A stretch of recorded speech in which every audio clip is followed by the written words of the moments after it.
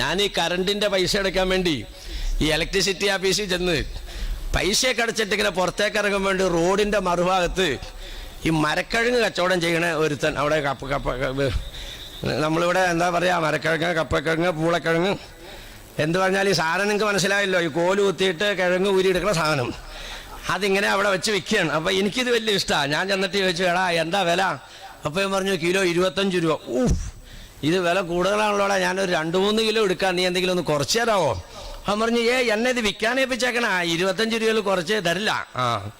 നിന്റെ വീട് എവിടെയാ? അപ്പോൾ അവൻ്റെ വീട് കൽക്കട്ടയിലാണ്. പേരെന്തെന്നു ചോദിച്ചപ്പോൾ ഇവനൊരു കുറേ അങ്ങോട്ട് പറഞ്ഞിട്ട് അവസാനം പറഞ്ഞു ബദറുദ്ദീൻ. അങ്ങനെ പറഞ്ഞു. ലാസ്റ്റ് അങ്ങനെയാണ്, ബദറുദ്ദീനിലാണ് അവസാനിപ്പിക്കുന്നത്. മുമ്പ് കുറേ ഉണ്ട്. എന്നാൽ ഞാൻ പറഞ്ഞു, നീ ഒരു പണി, ഒരു 3 കിലോ എനിക്ക് തൂക്കി താട്ടെ. ഇവൻ ഈ കിഴങ്ങ് ഓരോന്നൊക്കെ ഇങ്ങനെ എടുത്ത് വെക്കും, എൻ്റെ മുഖത്തേക്ക് ഇങ്ങനെ നോക്കാം. അപ്പം എൻ്റെ യൂണിഫോം ഇത് തന്നെയാണ്, തോളത്തൊരു പുതപ്പുണ്ട്, ഒരു തൊപ്പിയുണ്ട്, ഈ താടിയൊക്കെ ഇങ്ങനെയൊക്കെ തന്നെ ഉണ്ട്. ഇവൻ എൻ്റെ മുഖത്തേക്ക് നോക്കിയിട്ടേ കിഴങ്ങിങ്ങനെ വാരി ഓരോന്ന് വെച്ചോണ്ടിരിക്കുകയാണ്. മുഖത്തേക്ക് നോക്കിയിട്ട്, ചേട്ടൻ മുസ്ലിമാണോ? നിങ്ങൾ പറ ബഹുമാനികളെ, കൽക്കട്ടക്കാരനായൊരു ബദറുദ്ദീൻ എന്ന് പറയണവൻ എൻ്റെ മുഖത്ത് നോക്കിക്കൊണ്ട് ചോദിച്ചു, ചേട്ടൻ മുസ്ലിമാണോ? പറ. അവനെ നാളെ ഒരു വർഗീയ കലാപം വരുമ്പോൾ മുസ്ലിമിന്റെ പേരിലല്ലേ കൊല്ലപ്പെടുക? ഒരു മുസ്ലിമിനെ കണ്ടിട്ട് അവനക്ക് മുസ്ലിമാന്ന് മനസ്സിലായോ? ഇല്ല. അവന്റെ ജീവിതം ചേട്ടൻ്റെതാണ്, അവന്റെ ഭക്ഷണം ചേട്ടൻ്റെതാണ്, അവന്റെ പാനീയം ചേട്ടൻ്റെതാണ്, അവന്റെ ആരാധന ചേട്ടൻ്റെതാണ്, ആകെ പേര് മാത്രം ചേട്ടൻ്റെ. അല്ല, ഈ അവസ്ഥയിൽ നമ്മൾ മരിക്കരുത് ബഹുമാനികളെ. നമ്മൾ മരിക്കേണ്ടത് മുസ്ലിമായിട്ട് മരിക്കണം. അപ്പൊ ഞാൻ എന്താ പറഞ്ഞു വന്നത്? ഇങ്ങനെ ഇങ്ങനെ ഇങ്ങനെ അനക്കുക. ഈ അനക്കേനിപ്പോ എവിടെ നിന്ന് തെളിവ് കിട്ടിയത്?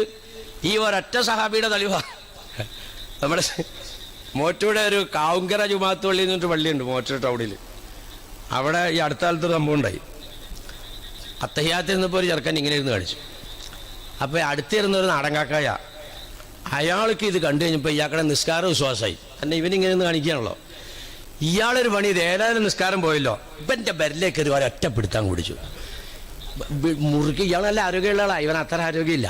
മുറുക്കി അങ്ങോട്ട് പിടിച്ചേക്കണം. ഇവൻ നിസ്കാരത്തിൽ നിന്ന് പല പണിയൊക്കെ എടുത്ത് രക്ഷയില്ല. ഇമാമ അസ്സലാമു അലൈക്കും റഹ്മത്തുള്ളാ എന്ന് പറഞ്ഞോടുകൂടി ഇവനും അസ്സലാമു അലൈക്കും അവൻ പറഞ്ഞതിൻ്റെ ഇരട്ടി ഒച്ചയ്ക്ക് കാക്ക വിട്ടു. എല്ലാവരും കൂടെ നോക്കിയപ്പോൾ കാക്ക ഇവൻ്റെ ബെരലേഖലിനെ മുറുക്കി പിടിച്ചേക്കുക. ഇതെന്റെ ഹബീബ്, എടാ യോൻ നിസ്കാരത്തിന് ഇങ്ങനെ നിന്ന് കളിച്ചേ, എൻ്റെ നിസ്കാരാകെ വിശ്വാസമായി. ഞാനിവിടെ വന്നാലും നിസ്കരിക്കാൻ വേണ്ടി വന്നതല്ല, ഇവൻ ഇവനെന്തുകൊണ്ട് ഇങ്ങനെ ഇരുന്ന് കാണിച്ചാക്കില്ല. എൻ്റെ ബഹുമാനികളെ, പിന്നെ അവൻ ജീവിതത്തിൽ എവിടെയെങ്കിലും ഇങ്ങനെ നല്ല മനുഷ്യന്മാരുടെ അടുത്തിട്ട് പിന്നെ അവനിങ്ങനെ കാണിക്കൂല എന്നുള്ള എൻ്റെ അഭിപ്രായം. ഞാൻ നിങ്ങളാരും അങ്ങനെ പിടിക്കാൻ വേണ്ടി പറഞ്ഞാലോട്ടെ, ഇവിടെ ആരെങ്കിലും വന്ന് എന്തെങ്കിലും കാണിച്ചിട്ട് പോയിക്കോട്ടെ, അതിൻ്റെ പുറകെ നടക്കണ്ട. ഈ പട്ടിയുടെ വാല് എത്ര കൊല്ലം കയറ്റി ഇതിൽ കുടുംബത്തിലിട്ടാലും ഊരുമ്പോൾ അത് വളഞ്ഞു തന്നെ ഇരിക്കുള്ളൂ. അപ്പോൾ അതുകൊണ്ട് നിങ്ങളിങ്ങനെ പിടിക്കാനും അടിക്കാനും നടക്കണ്ട. ചില സ്ഥലത്തേക്ക് അത് ഫലപ്പെട്ടിട്ടുണ്ടെന്ന് പറയുകയാണ് കേട്ടോ. ഞങ്ങളുടെ നാട്ടിലൊക്കെ ഉണ്ടായിട്ട് ഒരു പുതിയ പള്ളി ഉണ്ടാക്കി ചെങ്കവരാടിൻ്റെ അടുത്ത്. ഉദ്ഘാടനത്തിന് പ്രസംഗിക്കാൻ ആരൊക്കെ പോയിട്ടുണ്ടായി. അവിടെ ഈ പുതിയ പള്ളിയാണല്ലോ എന്നുള്ളത് ചിലർക്ക് നിസ്കരിക്കാൻ വന്നാൽ പോകില്ല, അവിടെ തന്നെ ഇങ്ങനെ ഇരിക്കുകയാണ്. അപ്പോൾ ഒരു പാവപ്പെട്ട ഒരു മനുഷ്യൻ അങ്ങനെ ഇരിക്കുമ്പോൾ ഒരുത്തം വന്നിട്ട് ഇങ്ങനെ കയ്യാൻ കൂടി കിട്ടി. ഇത് മൂപ്പർക്ക് ഇഷ്ടപ്പെട്ടില്ല. മൂപ്പർ പുറകിൽ നിന്നിട്ട് ഒറ്റ കൈ കട്ടറാന്നു അങ്ങനെ അപ്പം തന്നെ താത്തി കെട്ടി. നിസ്കാരത്തിലാ ഇവിടെ അടി കൊടുത്ത് കൈ താത്തി കെട്ടിയിട്ട് കേസായി. ഇയാൾ എന്നിട്ട് ഇയാളുടെ ആൾക്കാരോട് ചോദിച്ചു, ഞാൻ ഇന്നവൻ്റെ ഒന്ന് കൊടുത്തിട്ടുണ്ട് കേട്ടോ, അസറിന് ചിലപ്പോൾ പ്രശ്നം ഉണ്ടാവുമെന്ന് പറഞ്ഞു. അസറിന് മറ്റവന്മാർ എന്ത് ചെയ്തു, കണക്കൂട്ടി വന്നു കഴിഞ്ഞപ്പോൾ അങ്ങോട്ടും ഇങ്ങോട്ടും അടിയുണ്ടായി. ഈ ഇങ്ങനെ കെട്ടിയവന്മാർ അടി കൊണ്ട് ഓടി. അവസാനം കേസ് വന്നു. കേസ് വന്നപ്പോൾ SI ആരാന്നറിയോ? ഒരു ഹരിജന. നമ്മൾ മനസ്സിലാക്കണത്, ഒരു കറുത്ത ഇന്ത്യ രാജ്യത്ത് താഴേക്കിടയിലുള്ള മനുഷ്യന്മാരെന്ന് ഇന്ത്യ ഗവൺമെന്റ് മുദ്രയടിച്ചിരിക്കുന്ന ആള്. മുസ്ലിമിന് അങ്ങനെയുള്ള അഭിപ്രായമില്ല, ഇസ്ലാമിന് മനുഷ്യനല്ല ഒന്ന് തന്നെയാണ്. ഒരു ഹരിജനായ കറുത്ത ഒരു മനുഷ്യനാണ് SI. ഉണ്ടായ സംഭവം ഇത്. 2 മാറ്റം വിളിപ്പിച്ചു. എന്താ സാഹിബേ പ്രശ്നം? അപ്പോൾ സാഹിബ് പറഞ്ഞു, സാറേ യൗമാർ നിസ്കരിക്കാൻ വന്നാലേ ഇങ്ങനെ കൈയിട്ടുള്ളൂ. അപ്പോൾ സാഹിബൊക്കെ എങ്ങനെ കേട്ടണേ? ഞങ്ങളൊക്കെ ഇങ്ങനെ കേട്ടു സാറേ. അപ്പം നിങ്ങൾക്ക് ഇതിന് നേതൃത്വം തരുന്ന ഒരാളില്ലേ? ഉണ്ട് സാറേ. ആ മനുഷ്യൻ എങ്ങനെ കേട്ടണേ? മൂപ്പരിങ്ങനെ കേട്ടു സാറേ. റാസ്കൽസ്, നീക്കടാ, എഴുതി ഒപ്പിടെക്കടാ. മേലാൽ ഞങ്ങൾക്ക് നേതൃത്വം തരുന്ന ആൾ കെട്ടുന്നത് പോലെ ഇന്നു മുതൽ നിസ്കാരത്തിൽ കൈയ്യെട്ടുകളാ എക്കേതിനെ ഇടിച്ചതിന് ഇഞ്ചിയാക്കും എഴുതറാന്ന് പറഞ്ഞു. എല്ലാം ആ ഹരിജനായ പോലീസ് ഓഫീസറുടെ മുമ്പിൽ ബെർച്ച് നിന്ന് എഴുതി, ഇനി മേലാൽ ഇമാമ് കൈയ്യെട്ടുന്നത് പോലെ കെട്ടിക്കോളാം. ഞാൻ ചോദിക്കട്ടെ, ഇതൊക്കെ ഈമാനുള്ളവനാണ് ഈ ചെയ്യോ? എന്നോടൊരു പോലീസ് ഓഫീസർ പറയാ താടി പഠിക്കണ മുസ്ലിയാരെ എന്ന് പറഞ്ഞാൽ ഞാൻ പഠിക്കുമോ? സാറേ, എൻ്റെ ജീവിതത്തിൽ ഞാൻ ഇതിൽ തൊട്ടിട്ടില്ല. എൻ്റെ റസൂലുള്ളാഹിന്റെ സുന്നത്തായിട്ട് ഞാൻ നിർത്തുകയാണ്. സാറിന് എന്നെ ഏത് നിലയ്ക്ക് ഉപദ്രവിച്ച് പഠിക്കാൻ പറ്റുമെങ്കിൽ പഠിച്ചോ, ഞാൻ ചെയ്യില്ല. അതല്ലേ പറയുള്ളൂ. ഒരു ഹരിജൻ പോലീസ് ഓഫീസർ എഴുതാൻ പറഞ്ഞപ്പോൾ എഴുതലാണോ? സാറേ, ഞങ്ങളിത് എഴുതൂല, ഞങ്ങളങ്ങനെ കെട്ടൂല, അത് നബിത്തങ്ങൾക്ക് വിരുദ്ധാണ്, അങ്ങനെയല്ല പറഞ്ഞത്. പോട്ടവമാനികളെ ഇപ്പം ഞാൻ പറഞ്ഞു വന്നെന്താ, ഇങ്ങനെ കൈ അനക്കണവനോട് നിങ്ങൾ തിരിച്ചൊരു ചോദ്യം ചോദിക്കണം. അതാണ് ഇപ്പം ഞാൻ പറഞ്ഞു തരാൻ പോണ പോയിന്റ്. മുഹിയുദ്ദീൻ ശൈഖിന്റെ ആണ്ട് എന്തിനാണോ നടത്തുന്നത്? പ്രവാചകന്മാരുടെ നടത്തിയിട്ടുണ്ടോ? സഹാബാക്കളുടെ നടത്തിയിട്ടുണ്ടോ? മുഹിയുദ്ദീൻ ശൈഖിന് മുമ്പ് വന്ന മഹാന്മാരായ ഔലിയാക്കന്മാരുടെ നടത്തിയിട്ടുണ്ടോ? പിന്നെ എന്തിനാണ് മുഹിയുദ്ദീൻ ശൈഖിന്റെ മാത്രം നടത്തുന്നത്? ചോദ്യത്തിന് ഒരൊറ്റ മറുപടി. എന്താ മറുപടി? എടാ, നീ അത്തഹിയ്യാത്തില് വിരല് അനക്കായിരിക്കും ചെയ്യ്. നീ അത്തഹിയ്യാത്തിലിരിക്കുമ്പോ അത്തഹിയ്യാത്ത് ഓതിയിട്ട് നീ സലാത്തില്ലൂലേ? ഹുവാ, എങ്ങനെയാടാ സലാത്ത്? അല്ലാഹുമ്മ സല്ലി അലാ സയ്യിദിനാ മുഹമ്മദിൻ വഅലാ ആലി സയ്യിദിനാ മുഹമ്മദിൻ കമാ സല്ലൈത അലാ ഇബ്രാഹീമ, അങ്ങനെ ഇന്നക ഹമീദും മജീദ്. എന്താടാ ഇതിന്റെ അർത്ഥം ചോദിക്കണം നിങ്ങൾ. അർത്ഥം അല്ലാഹുമ്മ സല്ലി അലാ സയ്യിദിനാ മുഹമ്മദിൻ, അല്ലാഹുവേ നേതാവായ ഞങ്ങളുടെ നേതാവായ മുഹമ്മദ് നബി സല്ലല്ലാഹു അലൈഹി വസല്ലമ തങ്ങൾക്ക് നീ ഗുണം ചെയ്യ റബ്ബേ, തങ്ങളുടെ കുടുംബത്തിന് നീ ഗുണം ചെയ്യ റബ്ബേ. ഏതുപോലെ കമാ സല്ലൈത അലാ ഇബ്രാഹീം വഅലാ ആലി ഇബ്രാഹീം, ഇബ്രാഹിം നബിക്ക് ഗുണം ചെയ്തതുപോലെ ഇബ്രാഹിം നബിയുടെ കുടുംബത്തിന് ഗുണം ചെയ്തതുപോലെ. എന്നിട്ട് പിന്നെ ബർക്കത്ത് വരും. വബാരിക് അലാ സയ്യിദിനാ മുഹമ്മദിൻ വഅലാ ആലി സയ്യിദിനാ മുഹമ്മദിൻ കമാ ബാരകത അലാ ഇബ്രാഹീമ വഅലാ ആലി ഇബ്രാഹീം. റസൂലുള്ളാഹിക്ക് നീ ബർക്കത്ത് ചെയ്യ റബ്ബേ, റസൂലുള്ളാഹിയുടെ കുടുംബത്തിന് ബർക്കത്ത് ചെയ്യ റബ്ബേ. ഇബ്രാഹിം നബിക്ക് ബർക്കത്ത് ചെയ്തതുപോലെ ഇബ്രാഹിം നബിയുടെ കുടുംബത്തിന് ബർക്കത്ത് ചെയ്തതുപോലെ. എടാ ചോദിക്കണോട്ടോ, ചോദ്യം ചോദിച്ചോണ്ടിരിക്കുക. എടാ, ഈ അല്ലാഹു സുബ്ഹാനഹു വ തആല നബിത്തങ്ങൾക്ക് ഗുണം ചെയ്യാൻ വേണ്ടി ആവശ്യപ്പെടുന്ന ഈ ദുആ ഈ നിലയ്ക്ക് ആവശ്യപ്പെടൽ ശരിയാണോ? ഇബ്രാഹിം നബിക്ക് മാത്രമാണോ അല്ലാഹു തആല ഗുണം ചെയ്തിട്ടുള്ളൂ? റസൂലുള്ളാഹിക്ക് നീ ഗുണം ചെയ്യ റബ്ബേ, റസൂലുള്ളാഹിയുടെ കുടുംബത്തിന് ഗുണം ചെയ്യുക. ഏതുപോലെ ഇബ്രാഹിം നബിക്കും കുടുംബത്തിനും ഗുണം ചെയ്തതുപോലെ. ബാക്കി നബിമാർക്കൊന്നും ഗുണം ചെയ്തില്ലടാ. അപ്പം പറയും ഗുണം ചെയ്തു. പിന്നെ എന്തിനാടാ ഇബ്രാഹിം നബിയുടെ പേര് മാത്രം പറയണത്? അപ്പൊ അവന് മറുപടിയില്ല. അപ്പൊ നിങ്ങൾ എന്ത് ചെയ്യണം? മേലാല് മുഹിയുദ്ദീൻ ശൈഖിന്റെ ആണ്ട് മാത്രം എന്തിനാ നടത്തണേ? വേറെ അമ്പിയാക്കന്മാരെ ഔലിയാക്കന്മാരെ നടത്താത്ത എന്നാണ് ചോദിക്കണേ. നീ മേലാലിന് നിസ്കരിക്കാനിരുന്നാൽ അത്തഹിയ്യാത്ത് ഓതിയിട്ട് അല്ലാഹുമ്മ സല്ലി അലാ സയ്യിദിനാ മുഹമ്മദിൻ വഅലാ ആലി സയ്യിദിനാ മുഹമ്മദിൻ കമാ സല്ലൈത അലാ ആദം ഇദ്രീസ നൂഹ ഹൂദ സാലിഹ് ഇബ്രാഹിം, ഇങ്ങനെ 1.25 ലക്ഷം നബിമാരുടെ പേര് പറഞ്ഞിട്ട് നീ സലാം വീട്ടി അവിടെ നിന്നിട്ടാ മതി. ഇത് വല്ല യുക്തിഹീനമായ വർത്താനാണോ മനുടെ അനി പറഞ്ഞ്? അത്തയ്യാത്തിന് സലാത്തിൽ ഇബ്രാഹിം നബിക്ക് ഉലുല്ലസുമകളിൽപ്പെട്ട പിന്നെ 5 നബിമാരെ അല്ലാഹു തആല പരിചയപ്പെടുത്തി തരുന്നുണ്ട്. 5 നബിമാര്. ഈ 5 പേരുടെ പേരെങ്കിലും ഇതിനകത്ത് പറയാൻ പാടില്ലേ? അവർക്കൊക്കെ അല്ലാഹു തആല ഗുണം ചെയ്തില്ലേ? ഇബ്രാഹിം നബിക്ക് മാത്രം അല്ലാഹു ഗുണം ചെയ്തോളൂ? എല്ലാ നബിയാക്കും ചെയ്തല്ലോ മാംസിലേറെ. എന്നാ പിന്നെ ഈ ഇബ്രാഹിം നബിയുടെ മാത്രം പറയണ എന്തിനാന്നേ? ബാക്കിയുള്ളവരെ പറയാത്തത് എന്തുകൊണ്ട്? മറുപടി പറയാടാ. അവനോട് പറയണം മറുപടി പറയാടാ. നീ 1.25 ലക്ഷം നബിമാരുടെ പേര് പറഞ്ഞിട്ട് നീ സലാം വീട്ടിയാൽ മതി. ഇനി അല്ലാണ്ട് സലാം വീട്ടിയാൽ നിന്നെ പള്ളിയിൽ നിന്ന് ഏൽപ്പിച്ചുകൂടൂല. നിങ്ങൾ പറയാവുമാനികളെ, അവനവിടെ ഇരിക്കട്ടെ. 1.25 ലക്ഷം നബിമാരുടെ പേര് പറയട്ടെ. ഇത് കറക്റ്റ് അല്ലേ? അല്ലേ? ഒറ്റ മറുപടി. എടാ, എന്താണെടാ ഇബ്രാഹിം നബിക്ക് മാത്രം ഇബ്രാഹിം നബിയുടെ പേര് മാത്രം അത്തഹിയ്യാത്തിന്റെ സലാത്തി പറഞ്ഞത്? അത് തന്നെയാടാ മറുപടി ഓസല്ലാദമിന്റെ ആണ്ട് നടത്താൻ. എന്താടാ ഇബ്രാഹിം നബിയുടെ പേര് മാത്രം പരാമർശിക്കാൻ കാരണം? ഇബ്രാഹിം ഹനീഫ. ഖുർആൻ എടുത്ത് പ്രഖ്യാപിക്കാൻ നബിയെ, അവിടുത്തെ ഉപ്പുപ്പ നബി തങ്ങളുടെ വാക്കുകൊണ്ട് എന്ന് പറഞ്ഞാൽ ഇബ്രാഹിം നബി അലൈഹി സ്വലാത്തു വസ്സലാം ജദ്ദീന്റെ വെല്ലുപ്പയാണ്. ഇബ്രാഹിം നബി അലൈഹി ഇസ്ലാമിന്റെ ശരീഅത്ത് അനുസരിച്ച് നബിയെ തങ്ങൾ ഇബാദത്തെടുക്കണമെന്ന് അല്ലാഹു തആല പരിചയപ്പെടുത്തുന്നെങ്കിൽ അള്ളാഹിന്റെ റസൂൽ പറയുന്നു ഇബ്രാഹിം നബി അലൈഹി ഇസ്ലാം എന്റെ വെല്ലുപ്പയാണ് എന്ന് പറഞ്ഞാൽ നബി സല്ലല്ലാഹു അലൈഹി വസല്ലമ തങ്ങളുടെ വാപ്പാനെങ്ങനെ പോയി അങ്ങോട്ട് എണ്ണിയാൽ, റസൂലുള്ളാഹി തങ്ങളുടെ ഉമ്മാടെ വാപ്പാനെങ്ങനെ മുകളിലേക്ക് പോയി എണ്ണിയാൽ, മുകളിലേക്ക് വാപ്പാമാരും ഉമ്മാടെ വാപ്പാമാരും പോയി മുട്ടുന്ന ഏക നബി ഖലീലുല്ലാഹി നബിയിന ഇബ്രാഹിം അലൈഹിസ്സലാം. ഇതിന് എളുപ്പമുള്ളൊരു പണി ഞാൻ പറഞ്ഞുതരാം. ഈ ഞങ്ങളുടെ ആൾക്കാരെ അവിടെ മക്കയിലും മദീനയിലും ഒക്കെ ഭരിക്കണമെന്നൊക്കെ വലിയ വർത്താനം പറഞ്ഞ ആൾക്കാർ ഇവിടെ ഉണ്ടല്ലോ. അവർ പറഞ്ഞോട്ടെ, മദീനത്ത് റസൂലുള്ളാഹി തങ്ങളുടെ റൗള ഷരീഫിന്റെ തൊട്ട് പിന്നെ ഇടത്തുവശത്തായിട്ട് ഒരു നീളത്തിലൊരു വലിയ കെട്ടിടമുണ്ട്. അതിനകത്തൊരു മ്യൂസിയം ഉണ്ട്. നിങ്ങൾ അതിനകത്ത് ഹജ്ജിനോ ഉംറയൊക്കെ ചെല്ലുമ്പോൾ കയറാം. ഒരു മരം ഇങ്ങനെ വരച്ചു വെച്ചിരിക്കുകയാണ്. ആ മരത്തിന്റെ ഈ വശത്തുനിന്ന് ഇങ്ങനെ അടിയിലത്തെ ഇല, ഏറ്റവും അടിയിലത്തെ ഇല അഷ്റഫുൽ ഖൽഖ് നബിയുന റസൂലുള്ളാഹി. അവിടെ നിന്ന് നബി തങ്ങളുടെ വാപ്പ അബ്ദുല്ല, അബ്ദുൽ മുത്തലിബ്, ഹാഷിം, ഖുസയ്യ, കിലാബ്, മുറത്ത്, കഅബ്, ലുഅയ്യ, ഖാലിദ്. അല്ല, ഇത് തന്നെ ഒരു അത്ഭുതം അല്ല? നിങ്ങളൊന്ന് ചിന്തിച്ച്. നബി സല്ലല്ലാഹു അലൈഹി വസല്ലമ തങ്ങളുടെ വാപ്പാടെ ഇങ്ങനെ 20 വാപ്പാമാരെ എല്ലാം അവിടെ ഇങ്ങനെ എഴുതി വെച്ചിരിക്കുക. മൗലൂദ് കിതാബിനകത്ത് മിനൽ അസ്ലാബിൽ കരീമത്തിൽ ഫാഖിറ എന്ന് പറയുമ്പോൾ പരിശുദ്ധരാകുന്ന പുരുഷന്മാരുടെ മുതുകിൽ കൂടി അള്ളാഹിന്റെ റസൂലിന്റെ പ്രകാശത്തിനെ അള്ളാഹു തആല സഞ്ചരിപ്പിച്ചു എന്ന് പറയുമ്പോൾ ഇവിടെ പലർക്കൊക്കെ അത്ഭുതമുണ്ട്. അവരൊക്കെ മുശ്രിക്കുകളാന്ന് പറയണേ. പക്ഷെ ഇവിടെ ഈ മഹാമാരായ വാപ്പാമാരെല്ലാം ഇങ്ങനെ സൗദി ഗവൺമെന്റിന്റെ അനുമതിയോടുകൂടി മുത്തമാരിങ്ങനെ വരച്ചു വെച്ചിരിക്കുക. 40 വാപ്പാമാരുടെ, 20 വാപ്പാമാരുടെ, ഇപ്പുറത്ത് ഉമ്മാടെ വാപ്പാമാര്. ഇതെന്നെ ഒരു അത്ഭുതമല്ലേ ഉമ്മാനികളെ?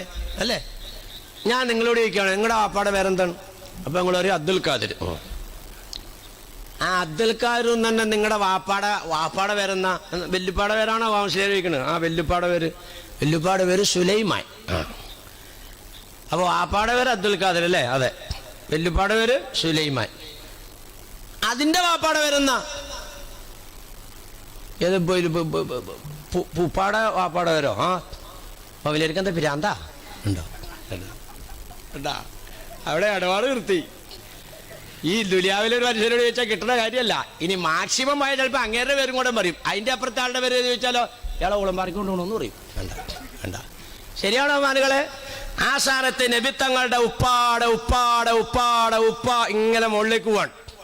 ഇവിടെ ഉമ്മാടെ വാപ്പ ഇങ്ങനെ മുകളിലേക്ക് പോവാൻ. മോളിൽ ചെന്നിട്ട് എവിടെയാ അത് മുട്ടുന്നത്? ഖലീലുല്ലാഹി നബിയുനാ ഇബ്രാഹിം അലൈഹിസ്സലാം. ബഹുമാനികളെ, ഇബ്രാഹിം നബി അലൈഹി സ്വലാമിൽ നിന്നിട്ടാണ്, ഇബ്രാഹിം നബി അലൈഹി സ്വലാമിലേക്കാണ് ഈ ഉപ്പാടെയും ഉമ്മാടെയും പരമ്പര പോയി മുട്ടുന്നതെങ്കിൽ ഇബ്രാഹിം നബി അലൈഹി സ്വലാമിന്റെ പേരിനെ ഈ സലാത്തിനകത്ത് ഉൾപ്പെടുത്തിയത് മഹാനായ റസൂലുള്ളാഹി തങ്ങളുടെ കുടുംബത്തിനെ ആദരിച്ചതിന്റെ പേരിലാണ്. കുല്ലാസ്വലക്കും അലൈഹി അജ്റൻ ഇല്ലൽ മവദ്ദത ഫിൽ ഖുർബാത്ത്. പരിശുദ്ധ ഖുർആൻ നിങ്ങളോട് എടുത്ത് ആവശ്യപ്പെടുകയാണ്. 23 കൊല്ലക്കാലം അല്ലാഹുവിന്റെ റസൂല് നിങ്ങൾക്ക് പ്രബോധനം നടത്തി തന്നതിന് നിങ്ങളുടെ ഭാഗത്ത് നിന്നൊരു പ്രതിഫലവും അല്ലാഹുവിന്റെ റസൂല് ചോദിക്കുന്നില്ല. 23 കൊല്ലക്കാലം ദീനി പ്രബോധനം നടത്തി.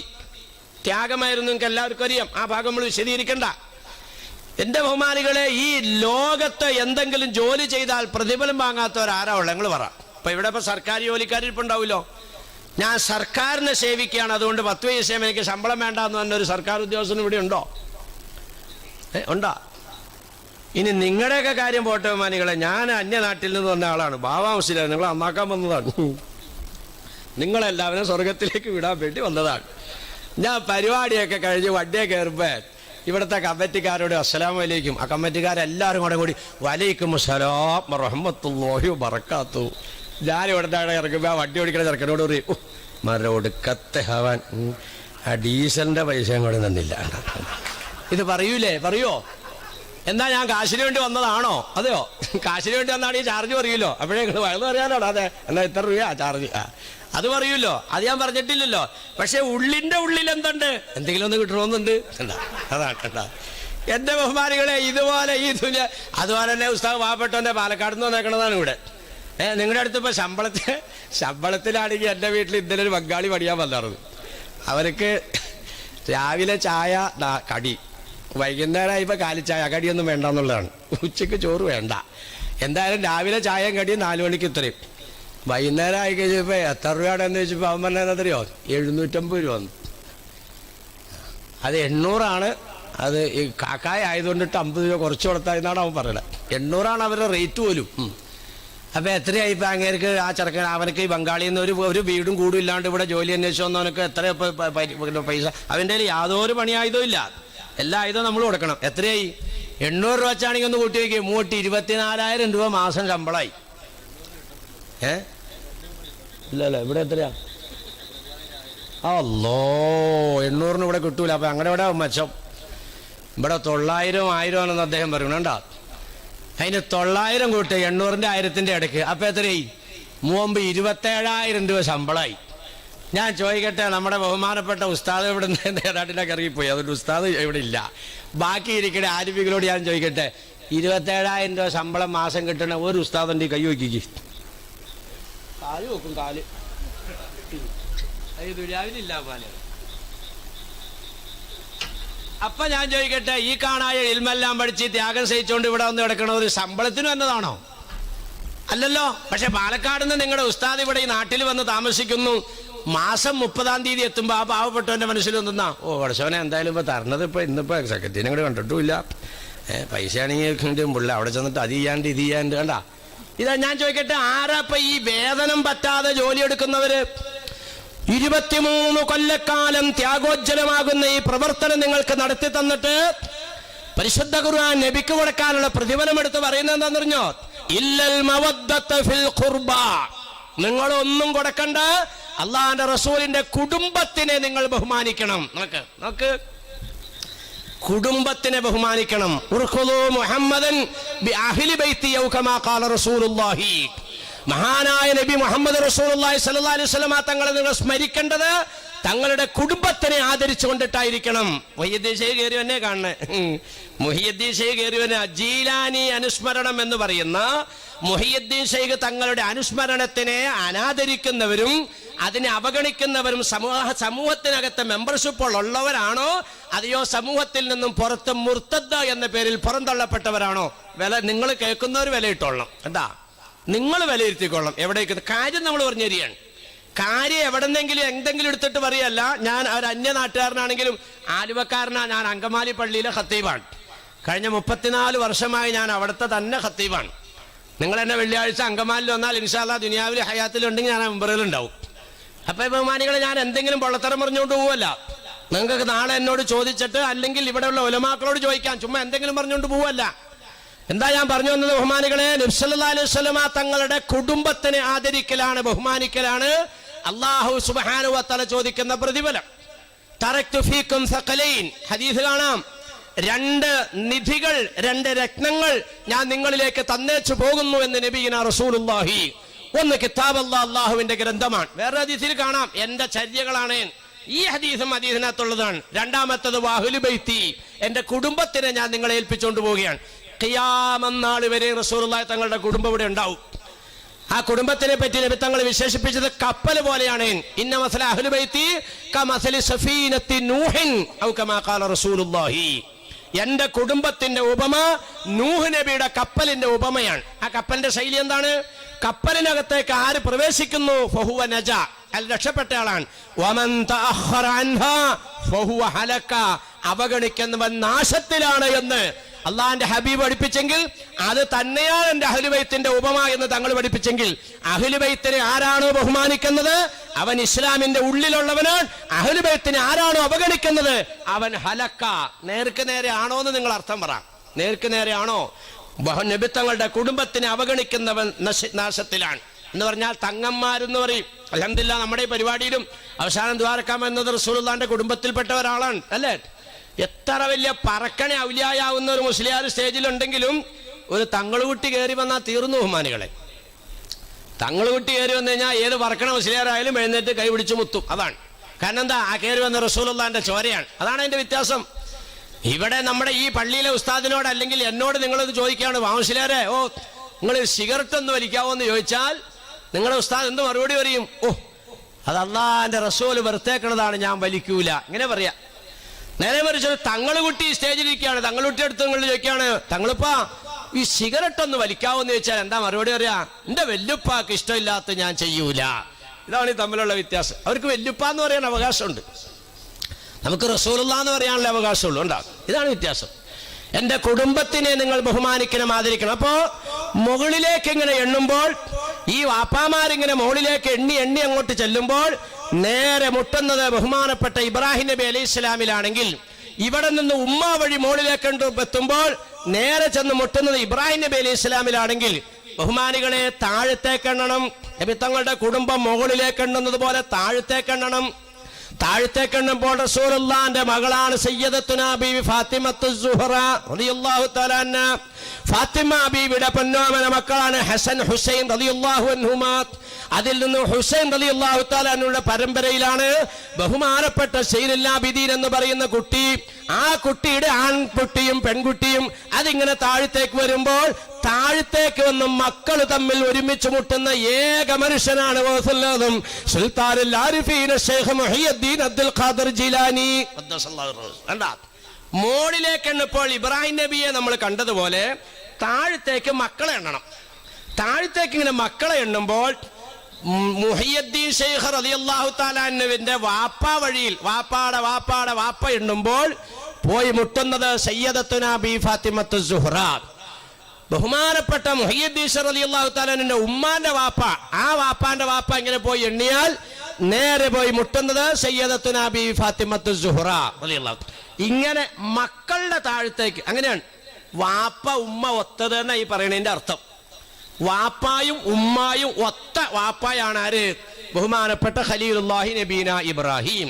അതുപോലെ മക്കളിൽ ആൺമക്കളും പെൺമക്കളും തമ്മിൽ താഴത്തേക്ക് ചെന്ന് മുട്ടുന്ന ഏക വ്യക്തിയാണ് ആര്? ബഹുമാനപ്പെട്ട ഗൗസുൽ ആദം സുൽത്താൻ മുഹിയുദ്ദീൻ അബ്ദുൽ ഖാദിർ ജീലാനി. എന്താ അപ്പൊ മുഹിയുദ്ദീൻ ഷെയ്ഖിനെ ആദരിക്കുന്നത് എന്തിന്റെ പേരില?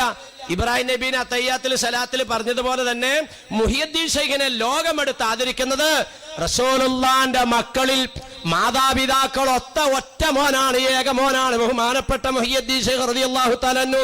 അതുകൊണ്ടാണ് മുസ്ലിം ലോകം മുഹിയുദ്ദീൻ ഷെയ്ഖിനെ ആദരിക്കുന്നത്. എന്തിന്റെ പേരിൽ? അഹ്ലു ബൈത്തിനെ ആദരിച്ചതിന്റെ പേരിൽ, റസൂലുള്ളാഹി തങ്ങളുടെ കുടുംബത്തിനെ ബഹുമാനിച്ചതിന്റെ പേരിൽ. അത് ഖുർആൻ നമ്മളോട് ആവശ്യപ്പെടുന്നു, ഹദീസ് നമ്മളോട് ആവശ്യപ്പെടുന്നു. അതുകൊണ്ടിട്ടാണ് മുഹിയുദ്ദീൻ ഷെയ്ഖിനെ നമ്മൾ ബഹുമാനിക്കുന്നത്. കണ്ടാ മറുപടി കിട്ടിയോ? മോളിലേക്ക് എണ്ണിക്ക, താഴത്തേക്ക് എണ്ണുക. വേറെ ഒരാളെയും ഇതുപോലെ കിട്ടൂല. ബഹുമാനപ്പെട്ട അബൂ സാലിഹ് റളിയല്ലാഹു തആല അൻഹു വാപ്പയാണെങ്കിൽ, അതുപോലെ തന്നെ ആമിന റളിയല്ലാഹു തആല ഉമ്മയാണെങ്കിൽ, അവരുടെ രണ്ടുപേരുടെയും പോയി മുട്ടുന്നത് അഷ്റഫുൽ ഖൽഖ് റസൂലുള്ളാഹി സ്വല്ലല്ലാഹി അലൈഹി വസല്ലം. കണ്ടാ പരിശുദ്ധമായ വഴിയിലൂടെ തന്നെയാണ് അവരുടെയും വരവ്. അബൂ സാലിഹ് റളിയല്ലാഹു തആല അൻഹുവിന്റെ ഒക്കെ ചരിത്രം നിങ്ങൾ കേട്ടില്ലേ? റസൂലുള്ളാഹിന്റെ കുടുംബം ഉണ്ടോ എന്നൊക്കെ ആൾക്കാരൊക്കെ ഉണ്ട്. ചിലപ്പോൾ അങ്ങനെയൊക്കെ പറയണവരുണ്ട്. കർബലായിൽ തീർന്നില്ലേ മുസ്ലിയാരെ? പിന്നെ ഇവിടെ ഗൗസുൽ എവിടെയെന്നാണ് അടുത്ത ചോദ്യം. കർബലായിൽ തീർന്നില്ല. കർബലായിൽ അള്ളാഹുവിന്റെ റസൂലിന്റെ കുടുംബത്തിനെ ഉന്മൂലനം ചെയ്തിട്ടില്ല. അവിടെ അള്ളാഹു തആല അവശേഷിപ്പിച്ചിരിക്കുക. അതാ നബി തങ്ങൾ പറഞ്ഞത്, ഖിയാമത്ത് നാൾ വരെ ഒഴുകുന്ന കപ്പലാണ് എന്റെ അഹ്ലു ബൈത്ത്. അവസാനിപ്പിച്ചില്ല അവിടെ. ഇബ്നു സിയാദ് എന്ന് പറയുന്ന അബൂ യസീദ് മദീനയിലെ ഗവർണർ, ഇബ്നു സിയാദ് എന്ന് പറയുന്ന ഗവർണർ, പിന്നെ ഗവർണറാണ് കൂഫ ഭരിക്കുന്നത്. കൂഫയിൽ ഇയാൾ ഭരണം നടത്തിക്കൊണ്ടിരിക്കുമ്പോൾ ഈ സുന്നത്ത് എന്ന് പറഞ്ഞാൽ ചെറിയ കാര്യമല്ല. സുന്നത്തിന് വേണ്ടിയുള്ള പോരാട്ടമായിരുന്നു കർബലയിൽ നടന്നത്. രണ്ടു പാർട്ടിയും വിളിച്ചു പറയുന്നത് ലാ ഇലാഹ ഇല്ലല്ലാഹ്, ലാ ഇലാഹ ഇല്ലല്ലാഹ് എന്നാണ്. സുന്നത്തില്ലാത്ത ഒരു അവസ്ഥ വന്നപ്പോൾ കർബലായിൽ നിന്ന്, കൂഫയിൽ നിന്ന്, ഇറാഖിൽ നിന്ന് നിരവധി കത്തുകൾ മദീനത്തേക്ക് വരാൻ തുടങ്ങി. മദീനത്തന്ന് ജീവിച്ചിരിക്കുകയാണ് റസൂലുള്ളാഹിന്റെ പേരക്കുട്ടിയാകുന്ന സയ്യിദന ഹുസൈൻ റളിയല്ലാഹു തആല അൻഹു. ഹസൻ റളിയല്ലാഹു തആല അൻഹു നേരത്തെ ഷഹീദായി പോയി. ഹുസൈൻ റളിയല്ലാഹു തആല അൻഹുവിന് കത്തുകളുടെ കൂമ്പാരങ്ങൾ ഇങ്ങനെ വരികയാണ്. എന്താ ഉള്ളടക്കം? മൊത്തം ഒന്നേ ഉള്ളൂ. കർബലായിൽ റസൂലുള്ളാഹിന്റെ കുടുംബം ക്രൂശിക്കപ്പെട്ടില്ല, കൊല ചെയ്യപ്പെട്ടില്ല. അവിടെ കൊല ചെയ്യപ്പെട്ട് ഷഹീദായിൽ നിന്ന് അല്ലാഹു തആല അഹ്ലു ബൈത്തിനെ ശേഷിപ്പിച്ചിട്ടുണ്ട്. അതാ യാഥാർത്ഥ്യം. അത് മനസ്സിലാക്കണം ബഹുമാനികളെ. അവിടെ നിന്ന് അങ്ങോട്ട് പോന്നേക്കണം മുഹിയുദ്ദീൻ ഷെയ്ഖ് റളിയല്ലാഹു തആല അൻഹു. കത്തുകളുടെ എല്ലാ ഉള്ളടക്കം ഒന്നാ. ബഹുമാനപ്പെട്ട സയ്യിദേ തങ്ങളെ കൂഫ ഭരിക്കുന്ന ഇബ്നു സിയാദ് ധിക്കാരിയായിരിക്കുകയാണ്. റസൂലുള്ളാഹിന്റെ സുന്നത്തിനെ പിച്ചി ചീന്തുകയാണ്. അതുകൊണ്ട് അവിടുന്ന് ഞങ്ങളുടെ അമീറായിട്ട് വരണം, ഞങ്ങളെല്ലാം ബൈഅത്ത് ചെയ്യാൻ തയ്യാറാണ്. ഇതാണ് കത്തിന്റെ ഉള്ളടക്കം. ബഹുമാനപ്പെട്ടവർ നമസ്കരിക്കുന്നു, ദുആ ചെയ്യുന്നു. റബ്ബേ, എന്താണ് തീരുമാനം? ദുആ ചെയ്യുമ്പോൾ കൂടുതൽ മുൻതൂക്കം കിട്ടുന്നത് പോകണം. ഒരുങ്ങി തയ്യാറായി 225 ആളുകളാണ് യാത്രാ സംഘത്തിൽ പുറപ്പെടുന്നത്. ബഹുമാനപ്പെട്ട ഹുസൈൻ തങ്ങളുണ്ട്, ബീബി സയ്യിദത്തുന ഷഹർബാനത്ത് റളിയല്ലാഹു അൻഹയുണ്ട്, 18 വയസ്സായ അലി അക്ബർ ഉണ്ട്, 12 വയസ്സായ സൈനുൽ ആബിദീൻ ഉണ്ട്, 18 മാസം പ്രായമായ അലി അസ്ഗർ ഉണ്ട്. പെൺകുട്ടികളുണ്ട്, കൂട്ടത്തിൽ സഹാബാക്കളുണ്ട്. 225 അംഗം മദീനയിൽ നിന്ന് നേരെ കൂഫയിലേക്ക്. ചരിത്രമൊക്കെ നമ്മൾ മനസ്സിലാക്കണം ബഹുമാനികളെ. അബൂസിയാദാണ് അന്ന് ഭരിച്ചുകൊണ്ടിരിക്കുന്നത് മദീന. നമ്മൾ അബൂസിയാദിനെ പറ്റിയൊക്കെ വളരെ മോശമായ ചിത്രങ്ങളാണ് പല ഭാഗത്തും കേൾക്കുന്നത്. യഥാർത്ഥത്തിൽ അബൂ യസീദ് എന്ന് പറയുന്ന ആ മനുഷ്യനെ വഞ്ചിച്ചതാണ് ഇബ്നു സിയാദ് എന്ന് പറയുന്ന ആള്. എന്താ അബൂ യസീദിനെ വഞ്ചിക്കുക ചെയ്ത്, യഥാർത്ഥത്തിൽ കൊല്ലാൻ ആരും പറഞ്ഞില്ല. അബൂ യസീദിനെ സംബന്ധിച്ച് നമ്മൾ ക്രൂരൻ എന്നൊക്കെയാണ് കേൾക്കുന്നത്. യഥാർത്ഥത്തിൽ അങ്ങനെയല്ല. ചരിത്രം പഠിക്കുമ്പോൾ അങ്ങനെയല്ല മനസ്സിലാവുള്ളൂ. 225 അംഗം കൂഫയിലേക്ക് പോകുകയാണ്. കർബലായിൽ എത്തിയുമ്പോൾ അവരവിടെ തമ്പടിച്ചു. തമ്പിനകത്ത് അവരുടെ കയ്യിൽ ശേഖരിച്ചിരുന്ന വെള്ളങ്ങളെല്ലാം അവസാനിച്ചു. കുടിവെള്ളമില്ല. യൂഫ്രട്ടീസ് നദി നിറഞ്ഞൊഴുകുകയാണ്. ബഹുമാനപ്പെട്ട സംഘത്തിലെ അമീറാകുന്ന മഹാനായ ഹുസൈൻ തങ്ങളോട് സഹാബാക്കൾ അനുയായികൾ പറഞ്ഞു, തങ്ങളെ സയ്യിദ്, ഞങ്ങൾ തോൽപാത്രവുമായിട്ട് പോകട്ടെ വെള്ളമെടുക്കാൻ ഇബ്നു സിയാദിന്റെ പട്ടാളം അനുവദിക്കുമെന്ന് എനിക്ക് തോന്നുന്നില്ല. ഞങ്ങൾ യുദ്ധം ചെയ്തെടുക്കാം, അവിടുന്ന് അനുവാദം തരണം. 60 ആളുകളാണ് ആദ്യം പോയതെന്നാണ് ചരിത്രം പറയാം. 60 ആളുകൾ തോൽപാത്രവുമായി പോയ അവരെ ഇബ്നു സിയാദിന്റെ പട്ടാളക്കാർ നുറുക്കി യൂഫ്രട്ടീസ് നദിയുടെ പരിസരത്തേക്ക് കുഴിച്ചിട്ടു. ഉണ്ടോ, മൊത്തം തീർന്നു പോയാണ്. പിന്നെ യുദ്ധം അങ്ങോട്ട് കൊടുമ്പിരി കൊണ്ടു. ഇവിടെ 225 ആണെങ്കിൽ മറുഭാഗത്ത് 4000 വരുന്ന അംഗസംഖ്യയാണ്. അത് മനസ്സിലാക്കണം ബഹുമാനികളെ. ഓരോരുത്തരും അനുമതി ചോദിക്കുകയാണ്. ഓരോരുത്തരും ഇറങ്ങി ദ്വന്ദ്വയുദ്ധമാണ് നടക്കുന്നത്. അവിടെ നിന്ന് വെല്ലുവിളി വരുന്നു, ഇവിടെ നിന്ന് വെല്ലുവിളി സ്വീകരിക്കുന്നു. ഇതാ നടന്നുകൊണ്ടിരിക്കുന്നത്. അങ്ങനെ 18 വയസ്സുള്ള അലി അക്ബറിന്റെ ഊഴമെത്തി. പൊന്നാർമന മോൻ മൂത്ത മോനാൻ. സഹോദരിമാരി ഭാഗമൊന്ന് ശ്രദ്ധിച്ചോളണേ. ബഹുമാനപ്പെട്ട ഷഹർബാനത്ത് ബീവി റളിയല്ലാഹു തആല അൻഹ പെറ്റു വളർത്തിയതായ പൊന്നുമോൻ 18 വയസ്സായ അലി അക്ബർ എന്ന് പറയുന്ന ചെറുപ്പക്കാരൻ യുവാവ് ബഹുമാനപ്പെട്ട ഹുസൈൻ തങ്ങളുടെ അടുക്കലേക്ക് ചെന്നിട്ട് പറയുന്നു, ഉപ്പിച്ചി, വല്യപ്പാന്റെ സുന്നത്തിനെ നിലനിർത്താൻ ധിക്കാരവർഗത്തിന്റെ വെല്ലുവിളി സ്വീകരിക്കാൻ ഞാൻ തയ്യാറാണ്. അവിടെ തന്നെ യാത്രയാക്കണം ഉപ്പാൻ. തലപ്പാവ് കെട്ടിക്കൊടുത്തു, പടയങ്കി ധരിപ്പിച്ചു കൊടുത്തു. ഉമ്മാന്റെ അടുത്തിലേക്ക് ചെന്നു. ഉമ്മ ശിരസിൽ കൈവച്ചുകൊണ്ടിട്ട് പറഞ്ഞു, പൊന്നുമോനെ, വല്യപ്പാന്റെ സുന്നത്ത് നിലനിർത്താനുള്ള പോരാട്ടത്തിൽ എന്റെ പൊന്നുമോൻ പങ്കാളിയാകാൻ പോവുകയാണല്ലോ. അല്ലാഹു തആല മോനെ വിജയിപ്പിക്കട്ടെ. മോനെ, ബഹുമാനമുള്ള സഹോദരിമാരെ, പൊന്നുമോൻ ഇറങ്ങി ഘോരമായി വരുന്നവരെല്ലാം നുറുക്കി മുന്നോട്ട് നീങ്ങുന്ന കാഴ്ച തമ്പിനകത്ത് നിന്നുകൊണ്ട് നൊന്തുപെറ്റ മാതാവ് കണ്ടുകൊണ്ടിരിക്കുകയാണ്. അങ്ങനെ മുന്നോട്ട് നീങ്ങുമ്പോ കാണാം, പെട്ടെന്ന് മുകളിലേക്ക് ബോള് പോലെ തെറിച്ചു മോന്റെ ശിരസ്. അനങ്ങിയില്ലാട്ടോ. സഹോദരിമാരിവിടെ ഒന്ന് ശ്രദ്ധിച്ചോളണം. അലമുറയിടാൻ ആ ബഹുമാനപ്പെട്ട സയ്യിദത്ത് തയ്യാറായില്ല. റസൂലുള്ളാന്റെ പേരമോള് തയ്യാറായില്ല. സങ്കടമൊതുക്കി അവർ കണ്ണുനീര് തുടച്ചു, പല്ല് കടിച്ചു പിടിച്ചു. പൊന്നോമനമോന്റെ ശരീരം കുതിരയെ കൊണ്ട് ചവിട്ടിക്കുന്നത് കാണുകയാണ്. കൊത്തി നുറുക്കി ഇഞ്ച പോലെയാക്കി. സഹോദരിമാരെ, തമ്പിനകത്തൊരിക്കുന്നതിന് ഭർത്താവും 2 പെൺകുഞ്ഞുങ്ങളും 12 വയസ്സായ സൈനുല്ലാബിദീനും 18 മാസം പ്രായമായ കുഞ്ഞും മാത്രമാണ്. ബഹുമാനപ്പെട്ട ഷഹർബാനത്ത് ബീവി റളിയല്ലാഹു തആല അൻഹ പറഞ്ഞു, ബഹുമാനപ്പെട്ടവരെ, ഈ കുഞ്ഞ് ദാഹത്തിന്റെ കടുപ്പത്താൽ ഇതിന്റെ കണ്ണു പുറത്തേക്ക് തള്ളിക്കൊണ്ടിരിക്കുകയാണ്, നാക്ക് പുറത്തേക്ക് നീണ്ടുകൊണ്ടിരിക്കുകയാണ്. ഈ കുഞ്ഞൊരു തെറ്റും ചെയ്തിട്ടില്ലല്ലോ, നമുക്ക് തോൽപാത്രത്തിൽ വെള്ളം വേണ്ട. ഈ കുഞ്ഞിന്റെ വായിലേക്ക് ഒരിറ്റ് വെള്ളം എത്തിക്കാൻ മറുഭാഗത്തുള്ള പട്ടാള മേധാവികളോടൊന്ന് ആവശ്യപ്പെടാമോ? ബഹുമാനപ്പെട്ട ഹുസൈൻ തങ്ങൾ പറഞ്ഞു, ഷഹർബാനത്തെ, മറുഭാഗത്തുള്ളവർ അങ്ങനെ കരുണയുള്ളവരല്ല, ദയുള്ളവരല്ല. നിന്റെ പൊന്നുമോന്റെ വായിലേക്ക് വെള്ളം ഇറ്റിക്കുമെന്ന് എനിക്ക് തോന്നുന്നില്ല. എന്നാലും ഈ കുഞ്ഞ് നിഷ്കളങ്കനാണല്ലോ, ഇതൊരു തെറ്റും ചെയ്യാത്ത കുരുന്നാണല്ലോ, ഇതിന്റെ വായിലേക്കൊന്ന് ആവശ്യപ്പെടാൻ അവർക്ക് മനസ്സരിയാതിരിക്കില്ല. എന്നാ കൊണ്ടുപോവാ നിന്റെ കുഞ്ഞിനെ. കുഞ്ഞിനെ ഇങ്ങനെ 2 കയ്യിൽ ഇങ്ങനെ മലർത്തി നീട്ടിപ്പിടിച്ചിട്ട് ബഹുമാനപ്പെട്ട ഹുസൈൻ തങ്ങൾ പുറത്തേക്കിറങ്ങി പട്ടാള മേധാവികളുടെ അടുത്തേക്ക് എന്നിട്ട്, ഇബ്നു സിയാദ്, ഉമർ വാസഅദ്, അള്ളാഹുവിന്റെ റസൂലിന്റെ പേരക്കുഞ്ഞാണ് എന്റെ കയ്യിലിരിക്കുന്നത്. ഈ കൈ ഏതാണെന്ന് നിങ്ങൾക്കറിയുമോ? ബഹുമാനപ്പെട്ട ജിബ്രീൽ അലൈഹിസ്സലാം പലഹാരം വെച്ച് തന്ന കൈയാണ്. ഈ കൈയിന്റെ ഉടമയാവുന്ന ഞാൻ ആരാണെന്നറിയോ? ബഹുമാനപ്പെട്ട മുഖറബായ മലക്ക് താരാട്ട് പാട്ടിയ മോനാണ്. റസൂലുള്ളാഹിന്റെ പിരടിയിൽ ആനപ്പുറം കയറിയത് ഞാനാണ്. എന്റെ മുതുകിൽ നിന്ന് അല്ലാഹു തആല ജന്മം നൽകിയ കുഞ്ഞിനെയാണ് നീട്ടിയിരിക്കുന്നത്. ഈ കുഞ്ഞൊരു തെറ്റും ചെയ്യാത്ത മോനാണല്ലോ. ഇതിന്റെ വായിലേക്ക് ഒരിറ്റ് ദാഹജലം നിങ്ങൾ തരാമോ? ചോദ്യം തീരുന്നതിന് മുമ്പ് ശത്രുപക്ഷത്തു നിന്നുള്ള അമ്പ് ഈ കുരുന്നിന്റെ കഴുത്തിലൂടെ മറുഭാഗം തുളച്ച് ഇപ്പുറത്തേക്ക് കയറി. തന്റെ ഉള്ളം കയ്യിൽ കിടന്ന് പെടഞ്ഞു മരിച്ച അലി അസ്ഗർ എന്ന് പറയുന്ന 18 മാസം പ്രായമായ കുഞ്ഞിന് ഷഹർബാനത്തിന്റെ മുമ്പിലേക്ക് വെക്കുമ്പോൾ പെങ്ങന്മാരെ ഒന്നുകൂടി ശ്രദ്ധിച്ചോ. പടച്ചവനെ, എന്റെ ചോരപ്പൈതൽ പോലും ഷഹീദായല്ലോ. അല്ലാഹ് മിണ്ടിയില്ല. ഒരു നാക്കിൽ നിന്നും ഒരു വാക്ക് പോലും പുറത്തേക്ക് വന്നില്ല. ക്ഷമിച്ച് സഹിച്ചതായ ഷഹർബാനത്ത് ബീവി റളിയല്ലാഹു തആല അൻഹയുടെ സാന്നിധ്യത്തില് ബഹുമാനപ്പെട്ട ഹുസൈൻ തങ്ങള് ആ 18 മാസം പ്രായമായ കുഞ്ഞിനെയും കർബലായിലെ മണലാരുണ്യത്തിൽ മറയടക്കി. 12 വയസ്സുള്ള സൈനുൽ ആബിദീൻ കടുകടുത്ത പനി ബാധിച്ച് പുതച്ചു മൂടിക്കിടത്തിയിരിക്കുകയാണ്.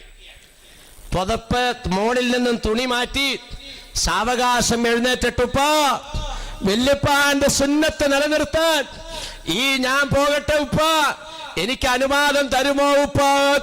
മോനെ, നീ കടുത്ത പനി ബാധിച്ചു കിടക്കുകയാണ്.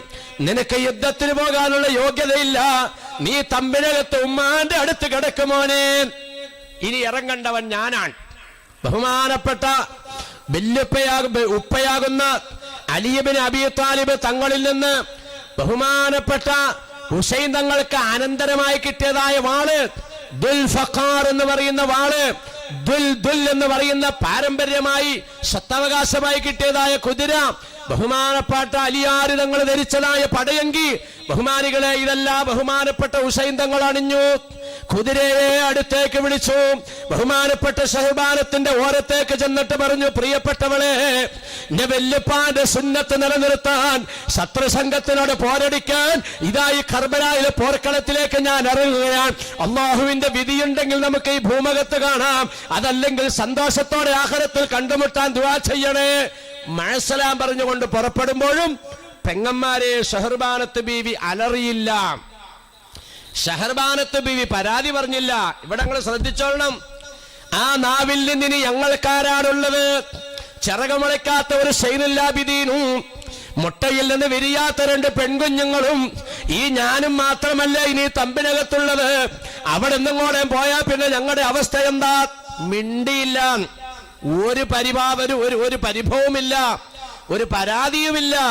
സലാം പറഞ്ഞു പോകുന്നത് ബഹുമാനപ്പെട്ട ഷഹർബാനത്തും പെൺകുഞ്ഞുങ്ങളും നോക്കി നിൽക്കുകയാണ്.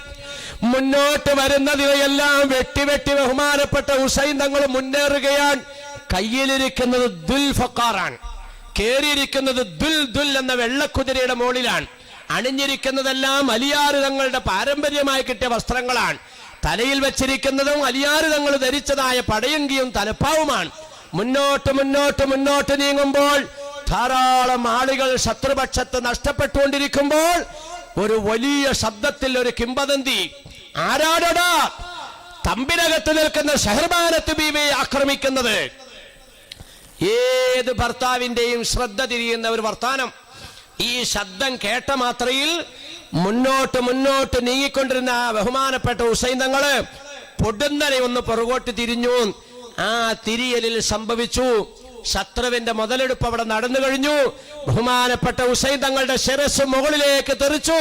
ആ ശിരസ് കുന്തത്തേൽ ശത്രുക്കൾ സ്വീകരിച്ചു. ബഹുമാനപ്പെട്ട ഷഹർബാനത്ത് ബീവി നോക്കി നിൽക്കുകയാണ്. പെങ്ങന്മാരെ, എന്റെ പ്രിയപ്പെട്ടവരെ, നിങ്ങളും പോയോ? വിളിച്ചു ചോദിച്ചില്ല. എപ്പോഴാണ് ഷഹർബാനത്തിന്റെ ചുണ്ടനങ്ങിയത്? എപ്പോഴാണ് ഷഹർബാനത്ത് റളിയല്ലാഹു അൻഹ ഗർജിച്ചത്? എപ്പോഴാണ് ഷഹർബാനത്ത് ബീവി റളിയല്ലാഹു തആല അൻഹക്ക് രോഷം കൊണ്ടത്? ഇതൊക്കെ നമ്മൾ മനസ്സിലാക്കേണ്ടത്.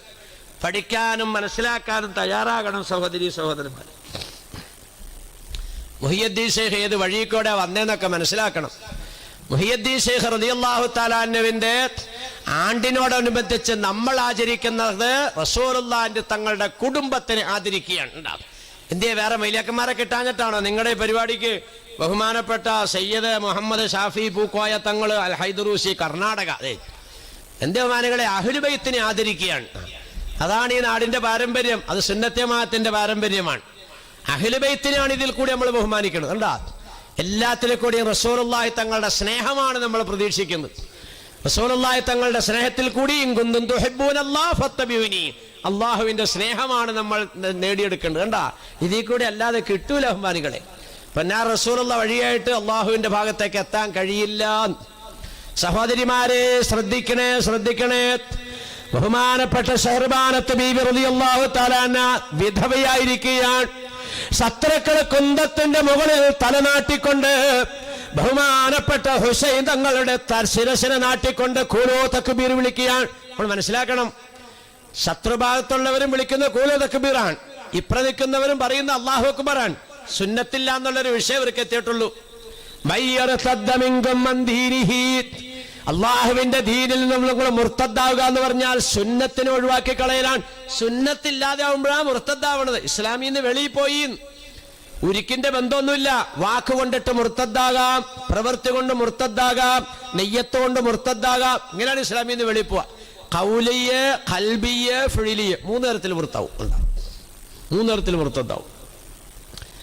സഹോദരിമാരെ, സഹോദരന്മാരെ, ബഹുമാനപ്പെട്ട ഷഹർബാനത്ത് ബീബി റളിയല്ലാഹു തആല അൻഹ സങ്കടമടക്കി, ചുണ്ടുകൾ ഒതുക്കി, രോഷം അമർത്തി നിൽക്കുമ്പോൾ ബഹുമാനപ്പെട്ട ഹുസൈൻ തങ്ങൾ തന്റെ മുകളിൽ നിന്നും ഉരുണ്ട് താഴേക്ക് വീണപ്പോൾ ദുൽ ദുൽ എന്ന് പറയുന്നതായ കുതിര ശത്രുക്കളുടെ ഇടയിൽ നിന്നും ബഹുമാനപ്പെട്ട ഹുസൈൻ തങ്ങളുടെ ശരീരത്തിൽ ചവിട്ടാതെ ഓടി ബഹുമാനപ്പെട്ട ഷഹർബാനത്തിന്റെ അടുത്തേക്ക് ഓരത്തേക്ക് വരികയാണ്.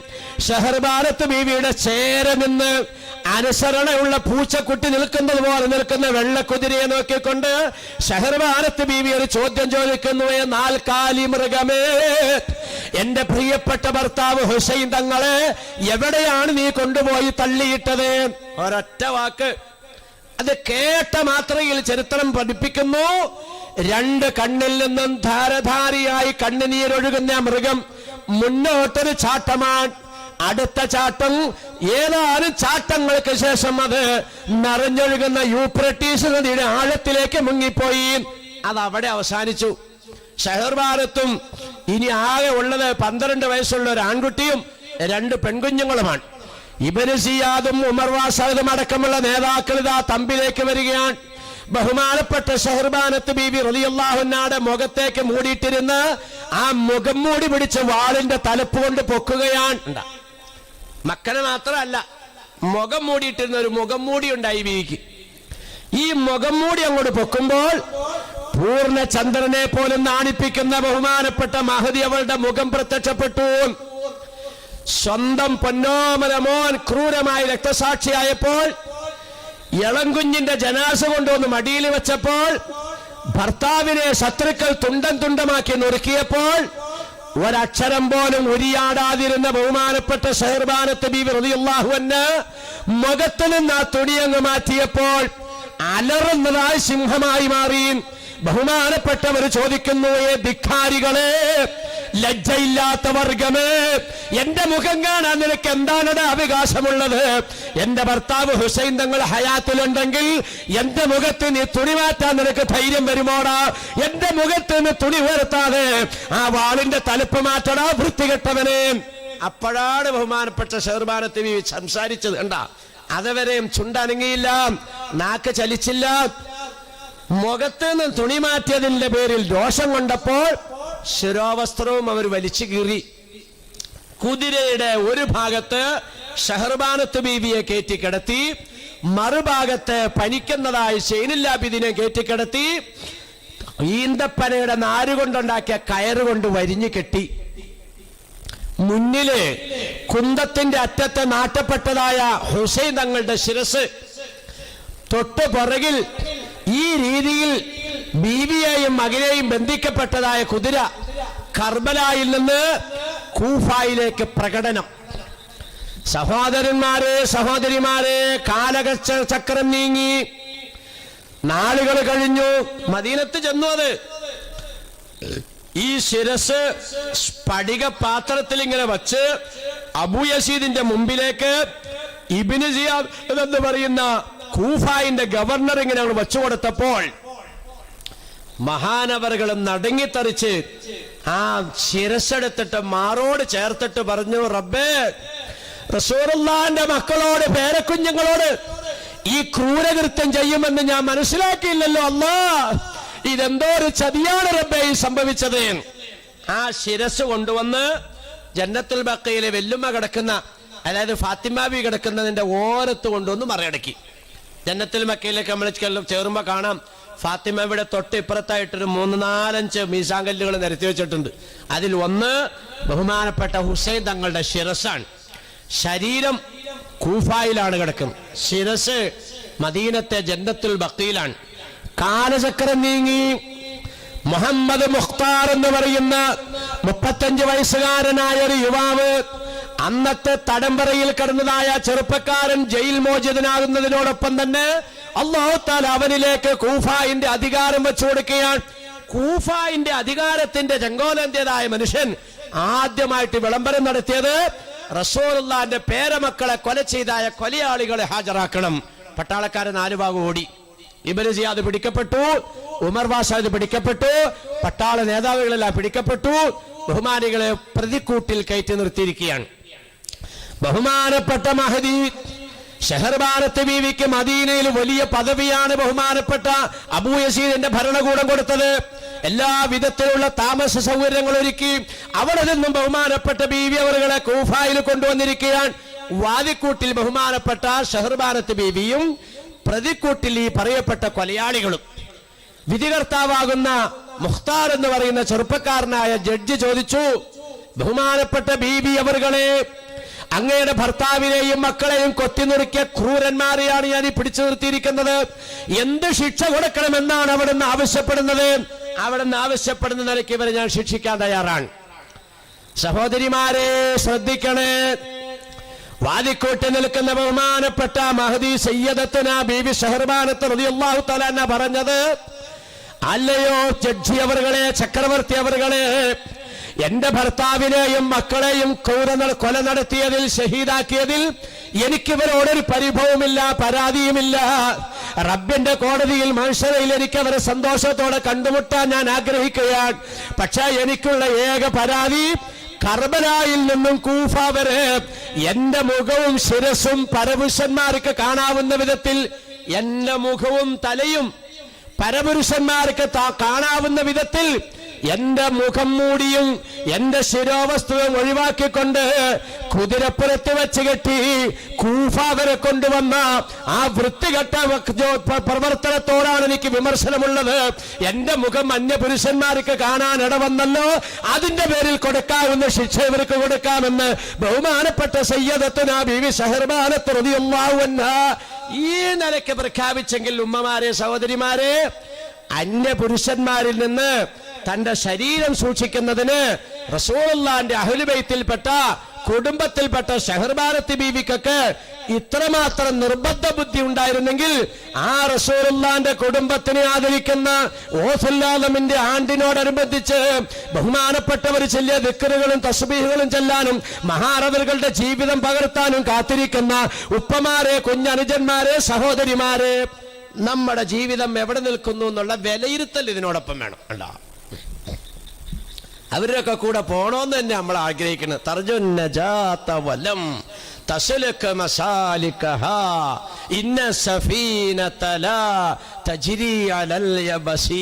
അവരുടെ കൂടെ സ്വർഗത്തിൽ പോകണമെന്ന് തന്നെയാണ് നമ്മുടെയൊക്കെ ആഗ്രഹം. പക്ഷെ അവര് പോയ റൂട്ടിൽ കൂടി സഞ്ചരിക്കാൻ നമ്മൾ തയ്യാറല്ല. ഇതെങ്ങനെ നടക്കും ബഹുമാനികളെ? ഇതെങ്ങനെ നടക്കും? ഞാൻ പല സ്റ്റേജിലും പറയാറുള്ളത് പോലെ, പാളയംകുടമ്പഴം തൊണ്ടുരിഞ്ഞിട്ട് മുഴുവനെ വായിലേക്കിട്ട് മിണുങ്ങുന്ന പല്ലില്ലാത്ത ഉപ്പാടേയും മുമ്മാടേയും ശൈലി പോലെയൊന്നും അല്ല മുസ്ലിമായി ജീവിക്കൽ. ഇത്തിരി വിഷമമുള്ള കാര്യമാണ്. 32 പല്ലില്ലാത്ത ഉപ്പുപ്പായും ഉമ്മുമായും നിങ്ങളുടെ ഈ ഇവിടെ പാളയംകുടമ്പഴം തിന്നുന്നത് എങ്ങനെയാ? ഇളമ്പള്ളൂര് നേന്ത്രപ്പഴത്തേല് പണി കിട്ടൂല. പാളയംകുടമ്പഴം 32 പല്ലും ഇല്ല.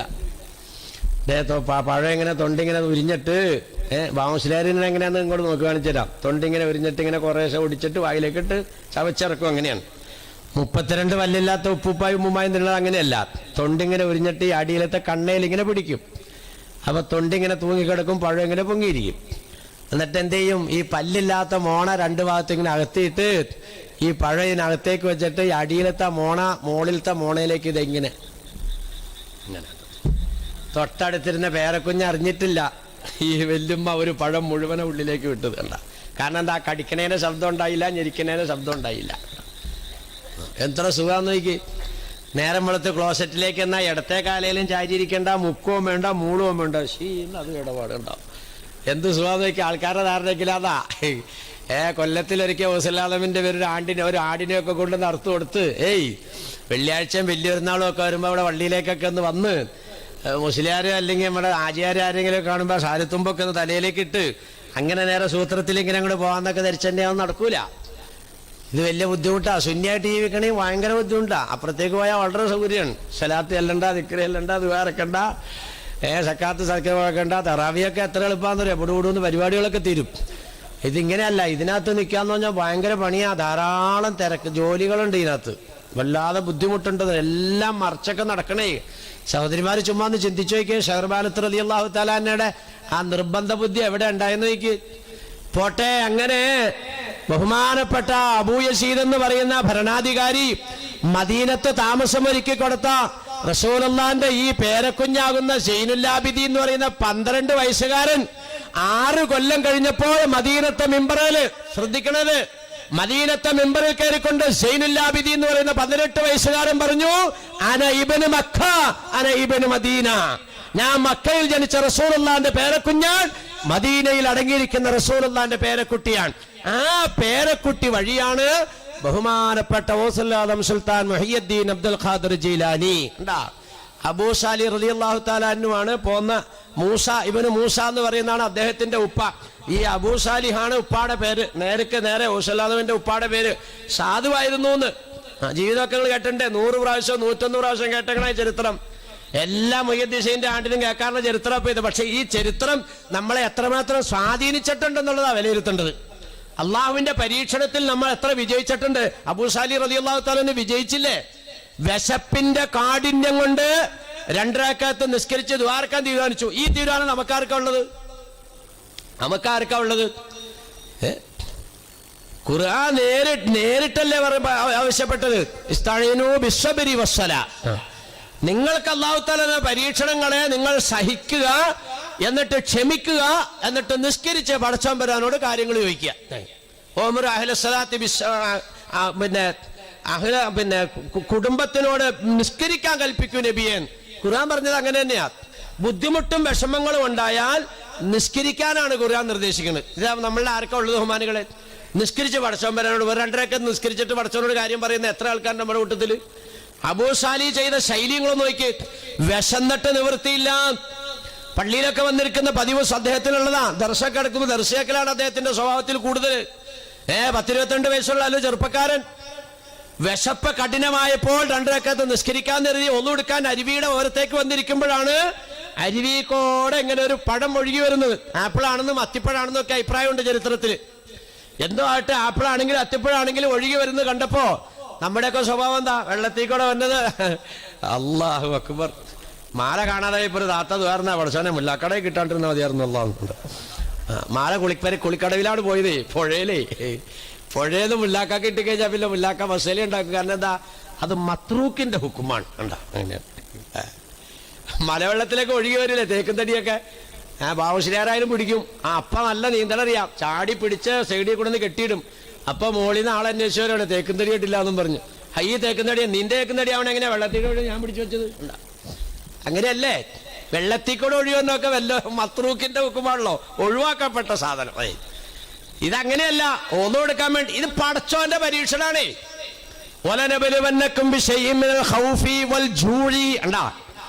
ഭയങ്കരമായ വിശപ്പ്. രാവിലെ നാസ്തക്കൊന്നും കിട്ടിയിട്ടില്ല. കച്ചവടം ചെയ്യാൻ പോയി അല്ലെങ്കിൽ പണിയെടുക്കാൻ പോയ വീട്ടുകാരൻ വരേണ്ട സമയമായിട്ടുണ്ട്, ഒന്നും കിട്ടിയിട്ടില്ല എന്ന ഇതുവരെ വിവരം. അപ്പൊ ഉച്ചക്കഞ്ഞി ഉണ്ടാകാനുള്ള സാധ്യതയില്ല.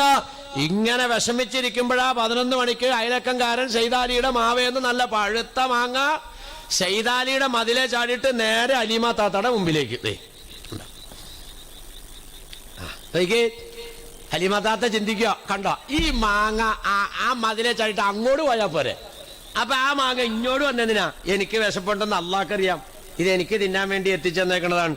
എടുത്ത് പൊടിയൊക്കെ തട്ടി കസേരയിൽ കയറി പടിഞ്ഞാട്ടി ഇരിഞ്ഞിട്ട് അഊദു ബില്ലാഹി മിനശ് ശൈത്താനിർ റജീം ബിസ്മില്ലാഹിർ റഹ്മാനിർ റഹീം എന്നും പറഞ്ഞോണ്ടാ തിന്നണേ. ഉണ്ടോ?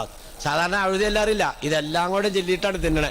തീറ്റ കഴിഞ്ഞപ്പോഴത്തേക്കും ലോഹർ വാങ്ക് വിളിച്ചു, എന്നിട്ട് ഓന്നുമൊക്കെ എടുത്തു, നിക്കാരച്ചട്ടയൊക്കെ എടുത്തിട്ടു, പടിഞ്ഞാട്ടി ഇരിഞ്ഞെന്ന് മുസല്ലി ഫർദുല്ലൂരിയൊക്കെ പറഞ്ഞു. നിസ്കാരമൊക്കെ കഴിഞ്ഞ് സലാം വീട്ടിൽ നിന്നിട്ട് മക്കത്തുനിന്ന് ആചാര്യർ 1000 തസ്ബീഹാല ഇവിടുന്ന് കൊടുത്തിട്ടുണ്ട് താത്താക്ക്. ഹലിമ താത്ത തസ്ബീഹാല പിടിച്ചോണ്ട് സുബ്ഹാനല്ലാഹ് സുബ്ഹാനല്ലാഹ്, വല്ല പണിയുണ്ടോ നോക്കടി താത്ത, അകത്ത് കിടക്കണ ആരാന്നറിയോ? സുലൈമാന്റെ. എന്താ നിസ്കരിച്ചിട്ട് കാര്യമില്ലാന്ന് പോവില്ല, നിസ്കാരം മുകളിലേക്ക് പോവില്ല, നിന്റെ തസ്ബീഹ് മുകളിലേക്ക് പോവില്ല. ഇത് പരീക്ഷണ. നല്ല വിശപ്പുണ്ടല്ലോ, നിന്റെ മുമ്പിലേക്ക് ഞാനൊരു മാമ്പഴം ഒന്ന് ഉരുട്ടി വിട്ടു നോക്കട്ടെ, ഇത്ര വിശപ്പ് വന്നിട്ടും ഹലാലല്ലാത്തടുത്ത് തിന്നുന്നുണ്ടോ? ഇതാ പരീക്ഷണം. ഉണ്ടാ, ഇതാ പരീക്ഷണം. ഈ പരീക്ഷണത്തിൽ അബൂ സാലിഹ് റളിയല്ലാഹു തആല പരാജയപ്പെട്ടു പോയി. പഴം എടുത്ത് തിന്നു കഴിഞ്ഞിട്ട് പിന്നെ നിക്കരിക്കാൻ പോയില്ല. ഉണ്ടാ, സഹോദരിമാരെ, നല്ല ഭക്ഷണം കഴിച്ചോ, മക്കൾ നന്നായി വരും. വ്യക്തമായ തെളിവാ ബഹുമാനപ്പെട്ട ഓസുല്ലാദം അല്ലേ? ഇനി നിഷ്കരിച്ചിട്ട് കാര്യമില്ല. നേരെ 100 പ്രാവശ്യം കേട്ടാ നിങ്ങൾ, 101 പ്രാവശ്യം അനി പറഞ്ഞെന്നെ. നേരെ അരുവിയുടെ അരിക്കൂടെ മുകളിലേക്ക് ഇടുന്നു. കുറേ നടന്നപ്പോ തോട്ടം കണ്ടു. ഈ തോട്ടത്തിൽ നിന്ന് തന്നെ ഞാൻ തിന്ന പഴം നേരെ പുഴയിലേക്ക് ചാഞ്ഞിരിക്കുകയാണ്. തോട്ടം കണ്ട ആളോട് ചോദിച്ചു, ഇത് ആരുടേതാ? അപ്പൊ പറഞ്ഞു, ഈ നാട്ടിലൊരു മുതലാളിയുടേതാ, അബ്ദുള്ള സൗമായി എന്നാ കാക്കാടെ പേര്. ഓഹോ, എവിടെ വീട്? ഇതിലെ പോയാ മതി. അങ്ങനെ വീട്ടിൽ ചെന്നു, സലാം ചൊല്ലി വീട്ടുകാരനോട് പറഞ്ഞു, ഞാൻ നിങ്ങളോടൊരു പൊരുത്തം ചോദിക്കാൻ വന്ന. എന്താണാവോ? നിങ്ങളുടെ തോട്ടത്തിൽ നിന്നാണെന്നാണ് ഉറച്ചു വിശ്വസിക്കുന്നു. ഒരാപ്പിൾ പഴം ആ പുഴയിലേക്ക് വീണു, ഞാൻ താഴ്ത്ത് ഒതുകൊടുക്കാൻ വേണ്ടി ഇന്നപ്പോ അങ്ങനെ വെള്ളത്തിൽ നിന്ന് എനിക്ക് കിട്ടി, ഞാനത് കഴിച്ചു. അപ്പൊ അത് എന്റെ ഉള്ളിൽ പോയി. ഇനി അത് നിങ്ങളേക്ക് പൊരുത്തപ്പെട്ടുന്നില്ല, ഇവനെ ഞാൻ നിസ്കരിച്ചിട്ട് മുമ്പ് പിടിച്ചിട്ടൊന്നും കാര്യമില്ലല്ലോ, കാരണം അതെല്ലാം തള്ളപ്പെടും. അതുകൊണ്ട് നിങ്ങൾ അതെനിക്ക് പൊരുത്തപ്പെട്ടു എന്നും. മൂപ്പര് പറഞ്ഞു, പൊരുത്തപ്പെടേണ്ടതിനൊന്നും കുഴപ്പമില്ല, പക്ഷെ പൊരുത്തപ്പെടണമെങ്കിൽ ഞാൻ എനിക്കൊരു ഡിമാൻഡ് ഉണ്ട്. എന്താ? കണ്ണും കയ്യും മൂക്കും നാക്കും കാലും കയ്യും ഇല്ലാത്തൊരു പെണ്ണെനിക്കുണ്ട്, അവളെ നീ കെട്ടണം. അത്രയേ ഉള്ളൂ. എന്താ കേട്ടാരിത്തരല്ലേ ഇത്? മൂക്കില്ല, നാക്കില്ല, കയ്യില്ല, കണ്ണില്ല, കാതില്ല, കാലില്ല, ഒന്നുമില്ല. അപ്പൊ എന്നിട്ട് അവരിറച്ചി കെട്ട ഇതിനെ കെട്ടണം. ഇയാളാണെങ്കിലോ നല്ല 1-ാം നമ്പർ ചെറുപ്പക്കാരനാണ്. ഇതിനെ കെട്ടിയില്ലെങ്കിൽ ഈ മനുഷ്യൻ എന്ത് ചെയ്യൂല? ഈ ആപ്പിള് പൊരുത്തപ്പെട്ടു കൊടുക്കൂല. ഇതിനെ കെട്ടിയാലോ ഈ പാവപ്പെട്ടവന്റെ ദുനിയാവിന്റെ ജീവിതത്തിന്റെ സുഖം തീർന്നു. പടച്ചവനെ, ദുനിയാവും ആഖിറവും തമ്മിൽ മത്സരിക്കുകയാണ്. ആപ്പിള് പൊരുത്തപ്പെടിപ്പിച്ചിട്ടില്ലെങ്കിൽ ആഖിറം കിട്ടൂല. ആഖിറം ഇത് പൊരുത്തപ്പെട്ടില്ലെങ്കിൽ ആഖിറം കിട്ടൂല. പൊരുത്തപ്പെടണമെങ്കിലോ ദുനിയാവ് കിട്ടൂല. ഈ കയ്യും കാലും ഒന്നുമില്ലാത്ത ഇറച്ചിക്കെട്ടനെ എന്ത് കാണിക്കാൻ? എരുമനെ കെട്ടിയോളാന്ന് പറഞ്ഞിട്ടുണ്ടോ? കത്തലേ ഉള്ളൂ, വേറെ കാര്യം നടക്കൂല്ലോ. പക്ഷേ ബഹുമാനികളെ, നമ്മൾ ചിന്തിച്ച പോലെ അല്ല അദ്ദേഹം ചിന്തിച്ചത്. വല്ലാഖിറത്തു ഖൈറും വഅബ്ഖാ, ദുനിയാവിന്റെ സുഖം നൈമിഷികമാണ്, ആഖിറത്തിന്റെ സുഖം ശാശ്വതമാണ്. ഇതാ മനസ്സിലേക്ക് വരുന്നത്. ആഖിറം നിലനിൽക്കുന്നതാ, അത് ഏറ്റവും ഖൈറായതാ. അബ്ദുള്ള സൗമായിട്ട് പറഞ്ഞു, ഹബീബേ, ഞാൻ നിങ്ങൾക്കിടെ മകളെ കെട്ടിക്കോളാം. ശരി ശരി ശരി, അപ്പൊ കെട്ടാൻ നീ തയ്യാറാണ്? അതെ. അപ്പൊ എന്ത് മഹർ തരും? ഇവിടെ കഞ്ഞി പിടിക്കാനില്ലാത്തതിൻ്റെ മഹറുണ്ടോ? എന്റെ കയ്യിലൊന്നുമില്ല. ആഹാ, മഹറില്ലാണ്ട് അപ്പൊ നീ പെണ്ണെട്ടാൻ വന്നേക്കണേ? അപ്പൊ പിന്നെ എന്താ ചെയ്യാ? അതിനൊരു അവധി വെച്ച് ഒരു 3 മാസക്കാലം എന്റെ ആ തോട്ടത്തിലേക്ക് നീ വെള്ളം കോരി തോട്ടം നനയ്ക്കണം. അതാണ്. അങ്ങനെ 3 മാസം നീ നനച്ചാൽ അത് നിന്റെ കൂലി മഹറായിട്ട് കണക്കാക്കി എന്റെ ഈ സാധനത്തിന് നിനക്ക് എത്തിച്ചെന്നേക്കാം. ഞാൻ അപ്പൊ നിങ്ങൾ ഉണ്ടാക്കാൻ വന്ന ആളാട്ടോ, ഞാൻ സ്വർഗത്തിൽ പോണ ആളെന്നും പറഞ്ഞാണ് നിങ്ങളുടെ മുമ്പിൽ വന്നേക്കണം. എനിക്ക് ഇങ്ങനെ ഒരു അനുഭവം ഉണ്ടായാൽ ഞാൻ എങ്ങനെ കൈകാര്യം ചെയ്യും? നമ്മൾ പറ. ഞാനിങ്ങനെ ഇടവഴി കൂടെ പോയപ്പോൾ ഒരു തേങ്ങ അവിടെ ചാടി കിടക്കുകയാണ്. ഭയങ്കര വിശപ്പ്. അതെടുത്ത് ആ കല്ലേലിട്ട് 4 ഇടി ഇടിച്ചപ്പോൾ പൊട്ടിയ തേങ്ങയും തിന്നു, ആ വെള്ളവും കുടിച്ചു കഴിഞ്ഞപ്പോഴാണ് സ്വയബോധം ഉണ്ടത്. പടച്ചവനെ, ഈ തേങ്ങ. അപ്പൊ അടുത്ത് വന്ന ആൾ വിളിച്ചു, ഈ തെങ്ങുന്നോട്ട് ആര്? അതാ മമ്മാലി കാക്കാടെയാണ്. പുള്ളി അവിടെ ഉണ്ടാവും, അവിടെ ഉണ്ടാവും. കയറി ചെന്ന് സലാം ചെല്ല. അല്ല, മമ്മാലി കാക്കാടെ ആയിരുന്നോ? എന്തേ മാമല്യാരെ? അല്ല, ഞാൻ ആ ഇടവഴിക്ക് ഒരു തേങ്ങ അവിടെ കിടന്നെടുത്തിട്ടേ തല്ലിപ്പൊടിച്ച് തിന്നേ. ഉവ്വ. അപ്പൊ അത് വിശപ്പ് കൊണ്ടിട്ടാണ് തിന്ന് കുടിച്ചു പോയതാണെന്ന് പൊരുത്തപ്പെടാൻ വേണ്ടി. ആ ശരി ശരി. ആ അത് പൊരുത്തപ്പെടണമെങ്കിലേ അമ്മക്കൊരു ഡിമാൻഡ് ഉണ്ട്. എന്താ മമ്മാലിയാജി? എന്റെ മൂത്ത മോളുടെ അറിയാവോ ബാമലിയാരിക്ക്? ഉവ്വ ഷെയ്നുവ. ആ ഷെയ്നുവാനെ കല്യാണം കഴിച്ചോ? ഇല്ല. ഇളയ 2 മക്കളുടെ പേരെന്നാ? ഒന്ന് ഷെഫിയായും ഒന്ന് ലൈലായും. അവരെ കെട്ടിച്ചില്ലേ? ഉവ്വ. ഈ മൂത്ത മോളെ എന്തുകൊണ്ടാ കെട്ടിക്കാത്തത്? അതിന് ചെവി വെക്കൂലെന്ന് ഞാൻ കേട്ടിട്ടുണ്ട്. ആ ഈ ചെവി വെക്കൂലാത്ത ഷെയ്നുവാനെ ബാവാ മുസ്ലിയാർ കെട്ടിയാൽ ഞാൻ ആ തേങ്ങ പൊരുത്തപ്പെട്ടു തരാം. അപ്പൊ ബാമിലാർ ഇങ്ങനെ ഇന്ന് ചിന്തിക്കും. ഇന്നാണെങ്കിൽ ചിന്തിക്കൂല കേട്ടോ. അന്ന് ഈ നരയൊന്നും ഇല്ലാത്ത കാലഘട്ടത്തിലാണെങ്കിൽ ഇങ്ങനെ ഒന്ന് ചിന്തിക്കും. ഇന്നാണെങ്കിൽ ഒന്നും ചിന്തിക്കൂല. നിക്കാഹി തന്നെ ആക്കാൻ തരും. കാരണം എന്താ? വീട്ടിൽ പഠിക്കാനൊരാളായല്ലോ. ഇന്നത്തെ കാലമല്ല പറഞ്ഞേ, ഞാൻ നല്ലൊരു ചെറുപ്പക്കാരനാണ് നിങ്ങൾ ധരിക്ക്. എന്നോടാണ് ഈ മമ്മാലി അജീത് പറയണത്. അപ്പൊ ഞാനിങ്ങനെ ഒന്ന് ആലോചിക്കും, ഓ പടശോന, ഇയാളിപ്പോ ഈ തേങ്ങ പൊരുത്തപ്പെട്ടു എന്നില്ലെങ്കിൽ എന്റെ ആഹാരവും പോയി. പൊരുത്തപ്പെടണമെങ്കിൽ ഇപ്പൊ ഇയാൾ ഈ പൊട്ടിനെ കെട്ടണമെന്നാണല്ലോ പറഞ്ഞത്. ഏതായാലും ഇപ്പൊ സംഗതി പെട്ടുപോയില്ലേ, തേങ്ങ എത്തായി പോയി. ഒരു പണി ചെയ്യാം, കെട്ടാം. വേറെ കുഴപ്പമൊന്നുമില്ലോ. ചെവി വെക്കില്ല എന്നുള്ളൊരു കുഴപ്പം മാത്രമേ ഉള്ളൂ.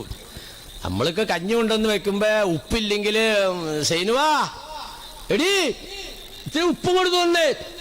എന്റെ ഉപ്പ വന്ന നിന്റെ ഉപ്പ എന്നടി ഉപ്പിച്ചിരി എടുത്തുകൊണ്ടിരാ നീനകത്തേക്ക് ഒഴിക്കാൻ. ഇത്ര ഇടയ്ക്കേറുള്ളൂ. വേറെ കുഴപ്പമൊന്നും ഈ സാധനത്തിനെ കൊണ്ടില്ല. കയ്യും കാലും ബാക്കി എല്ലാം സംഗതി ഉണ്ട്. ഈ ചെവി മാത്രം കുഴപ്പമുള്ളൂ. എന്നാ മമ്മാലിയാജി, അപ്പൊ ഞാൻ ഇങ്ങനെ ആലോചിച്ചു, മമ്മാലിയാജി ഞാൻ നിങ്ങളുടെ മോളെ കെട്ടിക്കോളാം. ആ ബാമിലാരെ, ഓ എന്തും മഹർ തരും. ഞാൻ അതുവരെ മടിക്കുത്തൊക്കെ ഇല്ലാണ്ടാട്ടോ നിന്ന് ഇതാ കൂടി പറയുമ്പോളേ മടിക്ക് കൊണ്ട് കുത്തിയിടടാ കാക്ക, ഈ അങ്ങോട്ട് കൊട്ട തേങ്ങ ആയിട്ടിന്നെ ഞാൻ പൊട്ടിനെ കെട്ടാന്ന് പറഞ്ഞ പിന്നെ മഹറ. ഞാൻ അള്ളാന്റെ കോടതി പറഞ്ഞോടാക്ക, ഇയാളെന്നെ പൊരുത്തപ്പെടുന്നുണ്ട്. ഇയാൾ ചേട്ടാ പണി നോക്കണം. ശരിയാണോ? എന്റെ കാര്യം പറഞ്ഞാ നിങ്ങളുടെ കാര്യമല്ലേ പറഞ്ഞേ, എന്റെ സ്വഭാവം ഞാൻ പറയാ. ശരിയാണോ മാലുകളെ? അയാളിങ്ങനെ നിബന്ധന കയറ്റി കൊണ്ടുവരിക. പക്ഷേ അബൂ സാലിഹ് തങ്ങളെ മനസ്സിലാക്കിക്കോ. അദ്ദേഹം പറഞ്ഞു, ഞാൻ 3 മാസക്കാലം നിങ്ങളുടെ തോട്ടം നനയ്ക്കാം. ജോലി തുടരുകയാണ് മഹറ, ജോലി തുടരുകയാണ്. മാസമെത്തി, ഡേറ്റായിപ്പോ വിളിച്ചു, ആ സമയമെത്തിയിട്ടുണ്ട്. എന്റെ മകളെ ഞാൻ നിങ്ങൾക്ക് നിക്കാഹ് ചെയ്തു തരാം. അങ്ങനെ സദസ്സൊക്കെ റെഡിയായി, സാക്ഷികളൊക്കെ വന്നു, നിക്കാഹൊക്കെ നടന്നു. ആദ്യത്തെ ദിവസം മണിയറയിലേക്ക് പുതിയാപ്പിള ചെല്ലുവാണ്. അങ്ങനെ അന്നത്തെ ശൈലി അങ്ങനെയാ. ആദ്യം മണവാട്ടി മണിയറയിൽ വരും, എന്നിട്ടാണ് രണ്ടാമതാണ് മണവാളും കയറി ചെല്ലുക. ഇവിടെ ഇരിക്കണ നരച്ചവരെയും എന്റെയൊക്കെ കാലത്ത് അങ്ങനെയല്ല. നമ്മുടെയൊക്കെ കാലത്ത് എങ്ങനെയാ നിങ്ങൾക്ക് അറിയാമല്ലോ.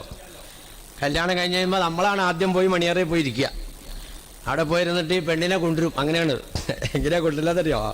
എളിയമ്മ പറയും, എടിയണ്ണ ആ ചെറുക്കനവിടെ വന്നിരിക്കുക, നീ ഞങ്ങളുടെ മുറിയിലേക്ക് ഇല്ല. എന്നെ കൊണ്ടുപോയിട്ടില്ല. ദൂട്ട ഉള്ള ഈ ശൈത്താൻ പറയണേ. പിന്നെ നീ എന്തൂട്ടാ? ഞാൻ എല്ലാ ദിവസവും കിടന്ന കിടന്നോ, ഞാൻ ഇവിടെ തന്നെ എടുക്കുള്ളൂ. പിന്നെ ഈ പെണ്ണെ കെട്ടിച്ചെന്തിനാ ഉള്ള? ഞാൻ പോവില്ല എന്ന് പറഞ്ഞാൽ എളിമ എന്ത് പറഞ്ഞാലും ഞാൻ പോവില്ല. എന്നാ നീ ഒരു പണിയിടണേ, ആ ബാധയ്ക്ക് ചെന്നിട്ട് ഞാൻ ആ കിടക്കുന്ന സ്ഥലത്തേ കിടക്കണുള്ളൂ എന്നൊന്ന് പറ. ആദ്യം പറയാം, എന്നാ അങ്ങോട്ട് പോ. അങ്ങോട്ട് പോകുന്നു പറഞ്ഞോണ്ട് ഈ ബാധയ്ക്ക് എത്തി കഴിയുമ്പോ എളിമ എന്ത് ചെയ്യുന്നോ ഒറ്റ. അങ്ങനെയാണ്. അങ്ങനെയാണ് നമ്മുടെയൊക്കെ മുറിയിലേക്ക് ആക്കി തന്നത്. ഇപ്പൊ ഉള്ളവരൊക്കെ അങ്ങനെയല്ല. ആദ്യം അബ്ദുള്ള സൗബാബില്ല അബൂ സാലി തങ്ങൾ കഴിക്കുമ്പോ ആദ്യം മണവാട്ടി വന്നിരിക്കും.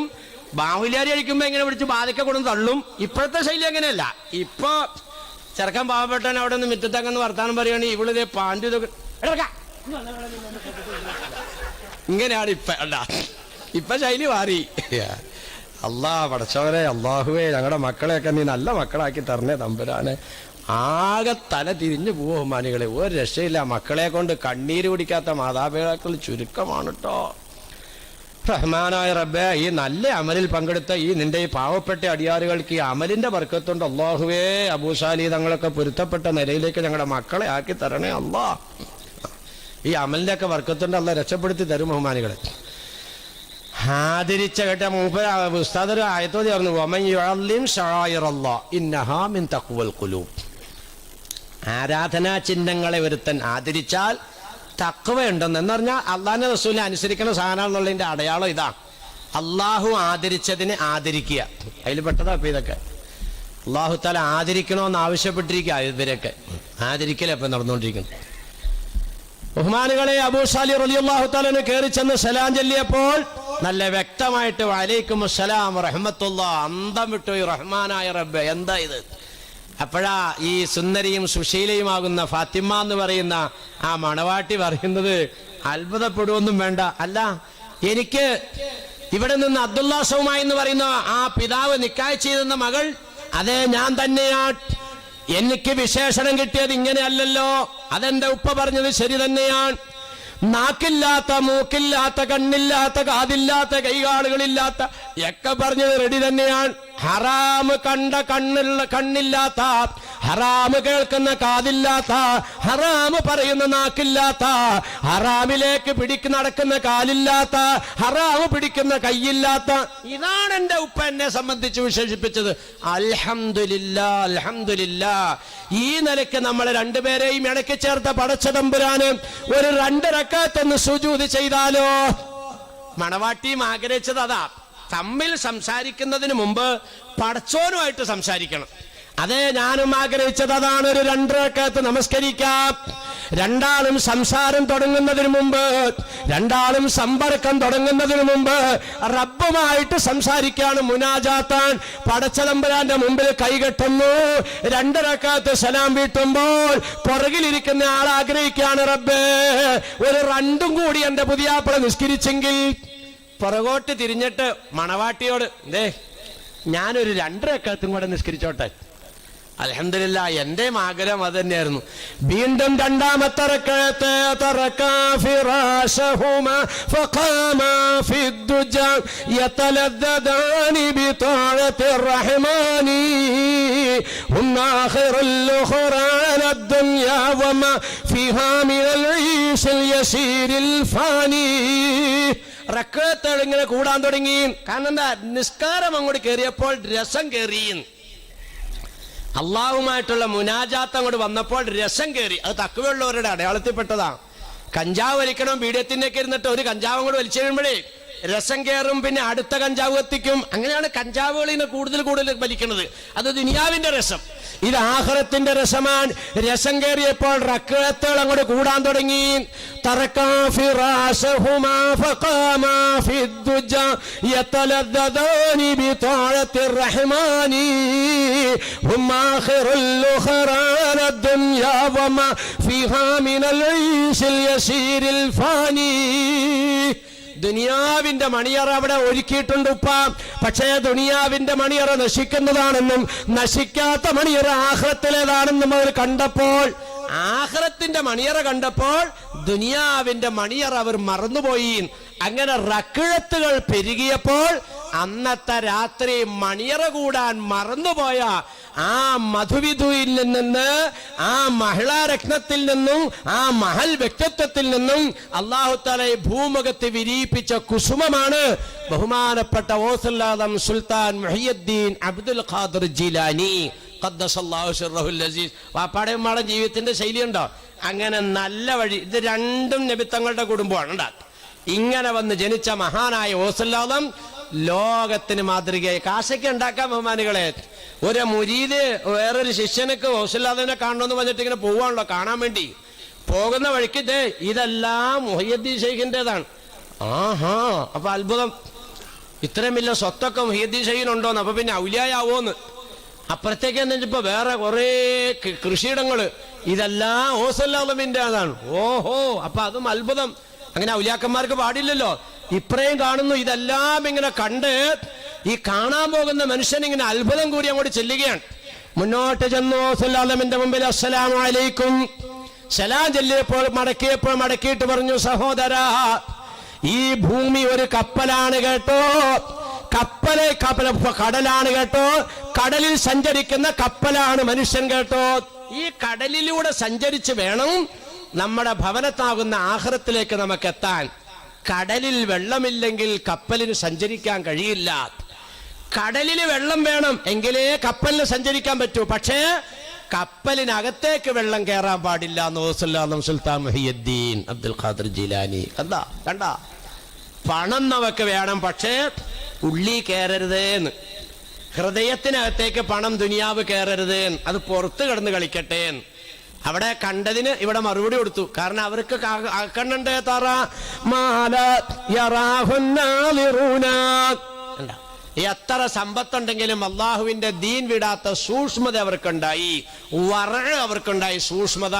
ഇതാണ് ഓസല്ലാദമിനെ സ്മരിക്കുകയും അഹ്ലുബൈത്തിനെ ആദരിക്കുകയൊക്കെ ചെയ്യുമ്പോൾ നമ്മൾ പകർത്തേണ്ട ശൈലിന്ന് ഇപ്പോഴും പറഞ്ഞില്ലേ ബഹുമാനപ്പെട്ട നമ്മുടെ ആശംസാ പ്രസംഗകൻ, കളവോ പാറയല്ല എന്നും ചെന്നാരെ കള്ളന്റെ കയ്യില് പൊന്നു കൊടുത്തോവാർ. ഇതിങ്ങനെ പാടലും പറയലും. ഫോൺ ചെയ്യണം. ഹലോ, സൈദാലിയുടെ വീടല്ലേ? പാപ്പ അടുത്തെടുപ്പുണ്ടോ മോനെ? ആരാ വിളിക്കണേ? ഹലോ, സൈദാലിക്കാടെ വീടാണ്. ആരാ വിളിക്കണേ?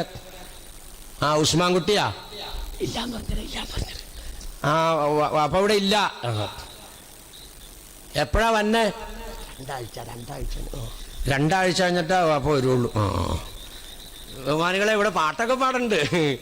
മൊയ്യദ്ദീൻ ആണ്ടിനും പാട്ട് പാടുന്നുണ്ട്. കളവ് പാറയല്ല എന്നും ചെന്നാര് കള്ളന്റെ കയ്യില് പൊന്നു കൊടുത്തോവാർ. ഇത് പാടിയിട്ട് മാത്രം ആയില്ല എന്നാ ഞാൻ പറഞ്ഞേ. പാടനോടൊപ്പം ഈ കൊച്ചിനെ പഠിപ്പിക്കുക നോണ പറയേണ്ടത് എങ്ങനെയാന്ന്. കാശ് കൊടുക്കാനുള്ളവനാണ് ഈ ഫോൺ ചെയ്തേക്കണതേ ഉസ്മാൻ. അപ്പോഴാ അവിടെ കിടന്നോട്ടിട്ട് പറയണത്, എടാ അവിടെ ഇല്ലാന്ന് പറഞ്ഞേരെ, രണ്ടാഴ്ച വരുവുള്ളൂ എന്ന് പറഞ്ഞേരെ. എങ്ങനെയാ നോണ പറയേണ്ടതെന്ന് നിഷ്കളങ്കനായ കുഞ്ഞിനെ പഠിപ്പിച്ചു കൊടുക്കുകയാണ് വാപ്പ. ഇതല്ലേ ബഹുമാനികൾ, എങ്ങനെയാണ് അവസ്ഥ? 25 ചുറ്റി നടന്നവർ ചുമ്മാ നടന്നതല്ല. അള്ളാനെ സംബന്ധിച്ചുള്ളൊരു ഫിക്ർ അങ്ങോട്ട് വന്നപ്പോൾ യാ അല്ലാഹ് എന്ന് വിളിച്ചോണ്ടൊരു ഒറ്റ പോക്കാണ്. ആ പോക്ക് 25 നൂറ്റാണ്ട് ഓടിയുന്ന. ആ ചുമ്മാ അങ്ങോട്ട് ഓടുമല്ലായിരുന്നു. ആ ഇരുത്തത്തിലും നടത്തത്തിലും അതാണ് ഓസല്ലാമിന്റെ പേരിൽ നടത്തുന്ന മുഹയ്യദ്ദീൻ റാത്തീബ്. അതാണ് അള്ളാന്ന് വിളിച്ചോണ്ട് ഓടിയെന്ന്. കംപ്ലീറ്റ് നിങ്ങൾ എടുത്തു നോക്കിയേ. അല്ലാഹു ഹാലിരി അല്ലാഹു ഷാഹിദി അല്ലാഹു ഹാലിരി അല്ലാഹു നാലിരി അല്ലാഹു ഷാഹിദി അല്ലാഹു മഈ അന്തൽ ഹാദി അന്തൽ ഹഖ് ലൈസൽ ഹാദി ഇല്ലാഹു യാ ഹന്നാൻ യാ മന്നാൻ യാ ദയ്യാൻ യാ സുബ്ഹാൻ യാ അസീസ് യാ ഗഫാർ യാ ജലീൽ യാ ജബ്ബാർ. നോക്ക് ഇതിലേതാ ബഹുമാനികളെ ശിർക്കുള്ളത്? നിങ്ങൾ പറ. ലില്ലാഹിൽ അസ്മാഉൽ ഹുസ്നാ ഫദ്ഉ ബിഹാ. പരിശുദ്ധ ഖുർആൻ. ഇന്ന ലില്ലാഹി 99 ഇസ്മൻ ഫമൻ അഹ്സാഹാ ദഖലൽ ജന്ന ഔ കമാ ഖാല റസൂലുള്ളാഹി. അള്ളാഹുവിന്റെ ഇസ്മുകളെ വിളിച്ച് നിങ്ങൾ അള്ളാഹിനോട് ദുആരക്കുക. അതല്ലേ മുഹയ്യദ്ദീൻ റാത്തീബിൽ ഉള്ളത്? അല്ല എന്തെങ്കിലും ശിർക്ക് നിങ്ങളൊന്ന് ചിന്തിച്ചു നോക്കി. അപ്പൊ നിങ്ങളെ കൊണ്ട് ആരാ ഇത് പറയിപ്പിക്കുന്നത്? ആരാണ് നിങ്ങളെ കൊണ്ട് മോശമായ രീതിയിലുള്ള വ്യാഖ്യാനങ്ങൾ തെരിയിപ്പിക്കുന്നത്? അത് യഹൂദന്റെ പണിയാ. ഉണ്ടാ, ആ യഹൂദന്റെ പണി നമ്മളുടെ ഇടയിലുള്ള ചില പാവങ്ങൾ ഏറ്റെടുത്തിരിക്കുകയാണ്. അവര് എന്താണ് മുസ്ലിം ഉമ്മത്ത് ചെയ്യുന്നത് അപ്പാടെ നിങ്ങൾ പറ. ഏതാണ് ഇപ്പൊ ഇവർ അനുകൂലിക്കണം? നിങ്ങൾ പറ. അള്ളാഹിന്റെ റസൂല് കാണിച്ചെന്ന് ഏതെങ്കിലും ഒരു അംഗീകരിക്കണ്ടോ? പറ. ഏതാണ് അംഗീകരിക്കുന്നത്? മുസ്ലിം ഉമ്മത്ത് ചെയ്യുന്ന ഏതെങ്കിലും സുന്നത്തുകൾ ഇപ്പൊ ഇവരുടെ ജീവിതത്തിൽ ഉണ്ടോ? നിങ്ങൾ പറ. തൊപ്പി വെക്കണുണ്ടോ? നിസ്കരിക്കണതിനകത്ത്, അല്ലെങ്കിൽ ഒളു എടുക്കണതിനകത്ത്, അല്ലെങ്കിൽ കുളിക്കണതിനകത്ത്, അല്ലെങ്കിൽ മറ്റുള്ള ഏതെങ്കിലും വിഭാഗത്തിനകത്ത്, ഏതിനകത്തെങ്കിലും ഉണ്ടോ? ഇന്നും മക്കയിലും മദീനയിലെല്ലാം 20 റക്അത്ത് തറാവീഹും 3 റക്അത്ത് വിത്ർ നിസ്കരിക്കുന്നു എന്ന് പരസ്യമായി അവിടെ ഉള്ളവരെല്ലാം പങ്കെടുത്ത് പറഞ്ഞിട്ടും ഇവിടുത്തെ അവസ്ഥ എന്താ ബഹുമാനികളെ? എല്ലാ ഭാഗത്തും ഇങ്ങനെ തന്നെയാ. അള്ളാഹിന്റെ റസൂൽ എന്ത് ചെയ്യാൻ പറഞ്ഞു, ഖുർആൻ എന്ത് ചെയ്യണ്ടെന്ന് പറഞ്ഞു, ഇതിന്റെ നേരെ എതിരാ. ലില്ലാഹിൽ അസ്മാഉൽ ഹുസ്നാ ഫദ്ഉ ബിഹാ. നേരെ ഖുർആനിലെ ഇപ്പൊ ഇത് പടച്ചമ്പരാന് പരിശുദ്ധമായ നാമങ്ങളുണ്ട്. ആ നാമങ്ങളെ കൊണ്ട് നിങ്ങൾ ദുആ ചെയ്യ്. ഇപ്പൊ ദുആക്കൊക്കെ പ്രാധാന്യമുള്ള കാലമല്ലേ? അൽഹംദുലില്ലാ, ഞാൻ കേട്ടു മാനികളെ, ഇവിടെ പടച്ചതമ്പരാന്റെ അനുഗ്രഹത്താൽ ഇത് ചുമ്മാ ചടങ്ങായിട്ട് നടത്തുമല്ല. 112 എന്നോട് ആരാ പറഞ്ഞേ ഞാൻ ഓർക്കണില്ല. ഇവിടെ വന്നപ്പോൾ എനിക്ക് കിട്ടിയ വർത്താനത്തിൽ നിന്ന് കിട്ടിയതാണ്. 112 പ്രാവശ്യം ഓരോ ഇസ്മുകളും ചൊല്ലിയിട്ടാണ് ദുആർക്കാൻ അനുവദിക്കുള്ളൂ. അൽഹംദുലില്ലാ, അത് വർഷങ്ങളായിട്ടുള്ളതാണ്. എത്രയോ വർഷമായിട്ട് ഇവിടെ ഈ കാര്യങ്ങൾക്ക് നേതൃത്വം കൊടുക്കുന്ന ബഹുമാന്യനായ ഷാഹുൽ ഹമീദ് ഉസ്താദ് എന്ന് പറയുന്ന മുൻ ഇമാമിന്റെ മഹല്ല് ഖാദിയും ഖത്തീബും ഒക്കെ ആയ ആളൊക്കെ ഇപ്പോഴും ഹയാത്തിലുണ്ടെന്നൊക്കെ ഇവിടെ ഇപ്പൊ എനിക്ക് അറിയാൻ കഴിഞ്ഞു. അങ്ങനെയൊക്കെയുള്ള ആ ശൈലി മാറി. ഇപ്പൊ മുഹയ്യദ്ദീൻ റാത്തീബിനകത്ത് വന്നിരിക്കുകയാണെങ്കിൽ ആ 6 ആൾ അവിടെ നിന്ന് ഇങ്ങോട്ട് തിരിഞ്ഞിരിക്കും, 6 ആൾ ഇവിടുന്ന് അങ്ങോട്ടും തിരിഞ്ഞിരിക്കും. എന്നിട്ട് എങ്ങനെ ഇവിടുന്നുള്ള 6 ആളൊക്കെ അല്ലാഹു ഹാദിരി അല്ലാഹു നാദിരി.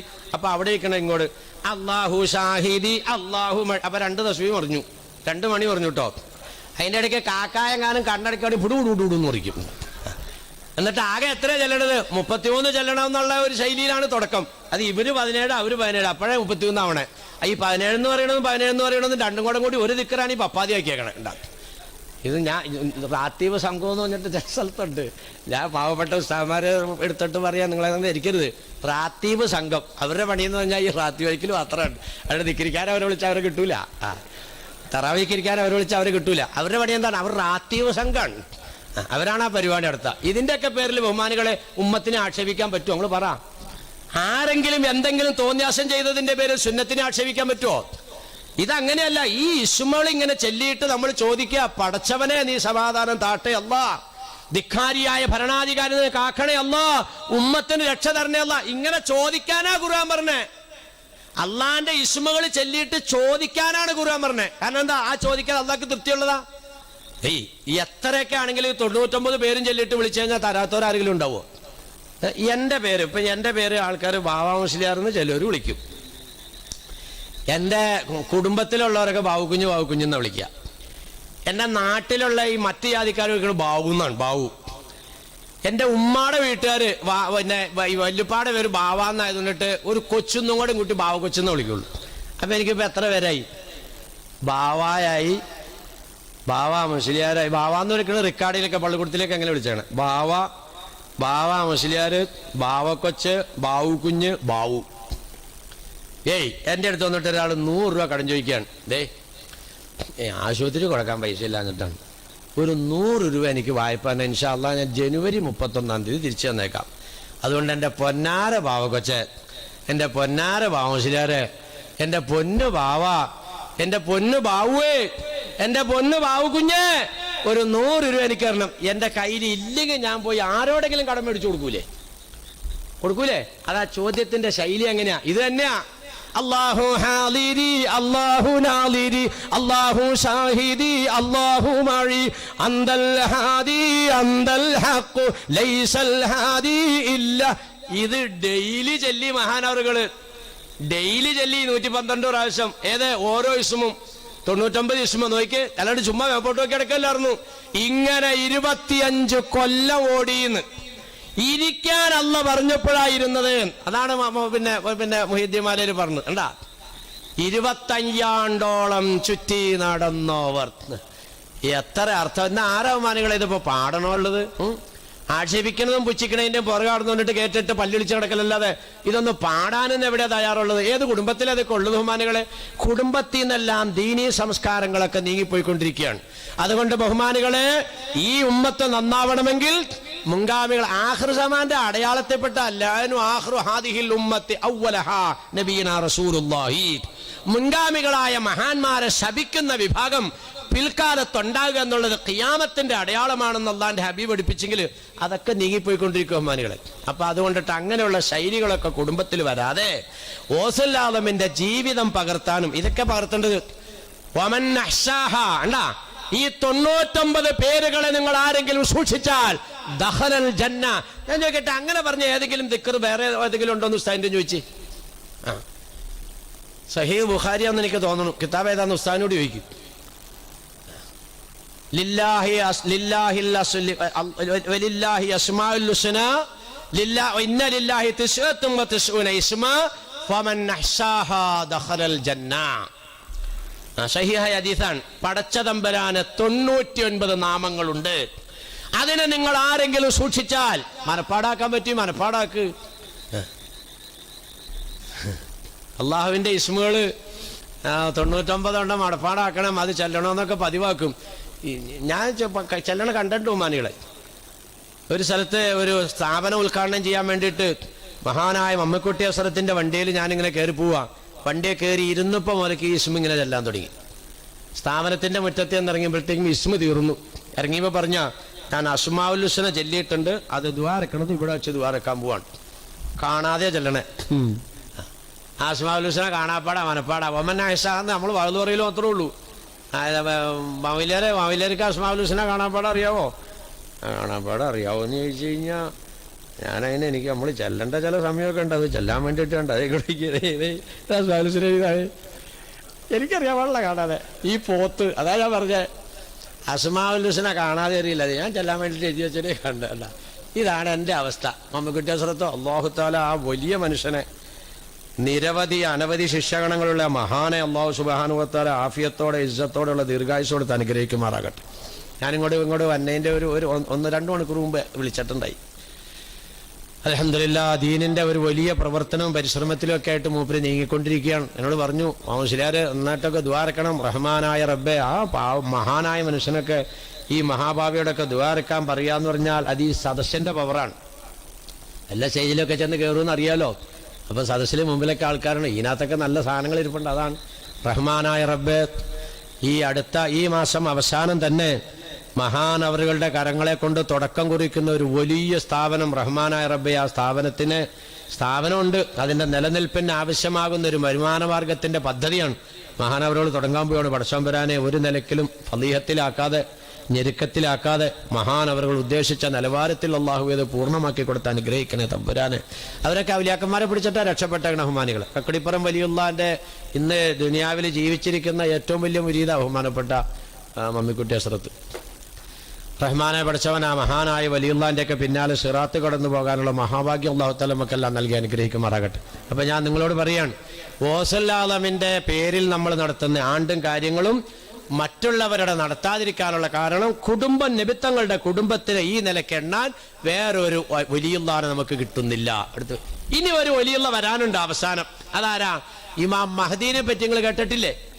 ഇമാം മഹദി റഹ്മത്തുള്ളാഹി തആല അൻഹു തങ്ങള് ഇനി ഇവിടെ വരാനിരിക്കുന്ന 2ാമത്തെ വ്യക്തിയാണ്, അറിയപ്പെടുന്ന വ്യക്തി. അതായത് മഹദി ഇമാമിന്റെ വാപ്പാനെ എണ്ണിയാൽ വാപ്പാടെ വാപ്പ പോയി നേരെ മുട്ടുന്നത് ബഹുമാനപ്പെട്ട ഹുസൈൻ തങ്ങളിലേക്കായിരിക്കും.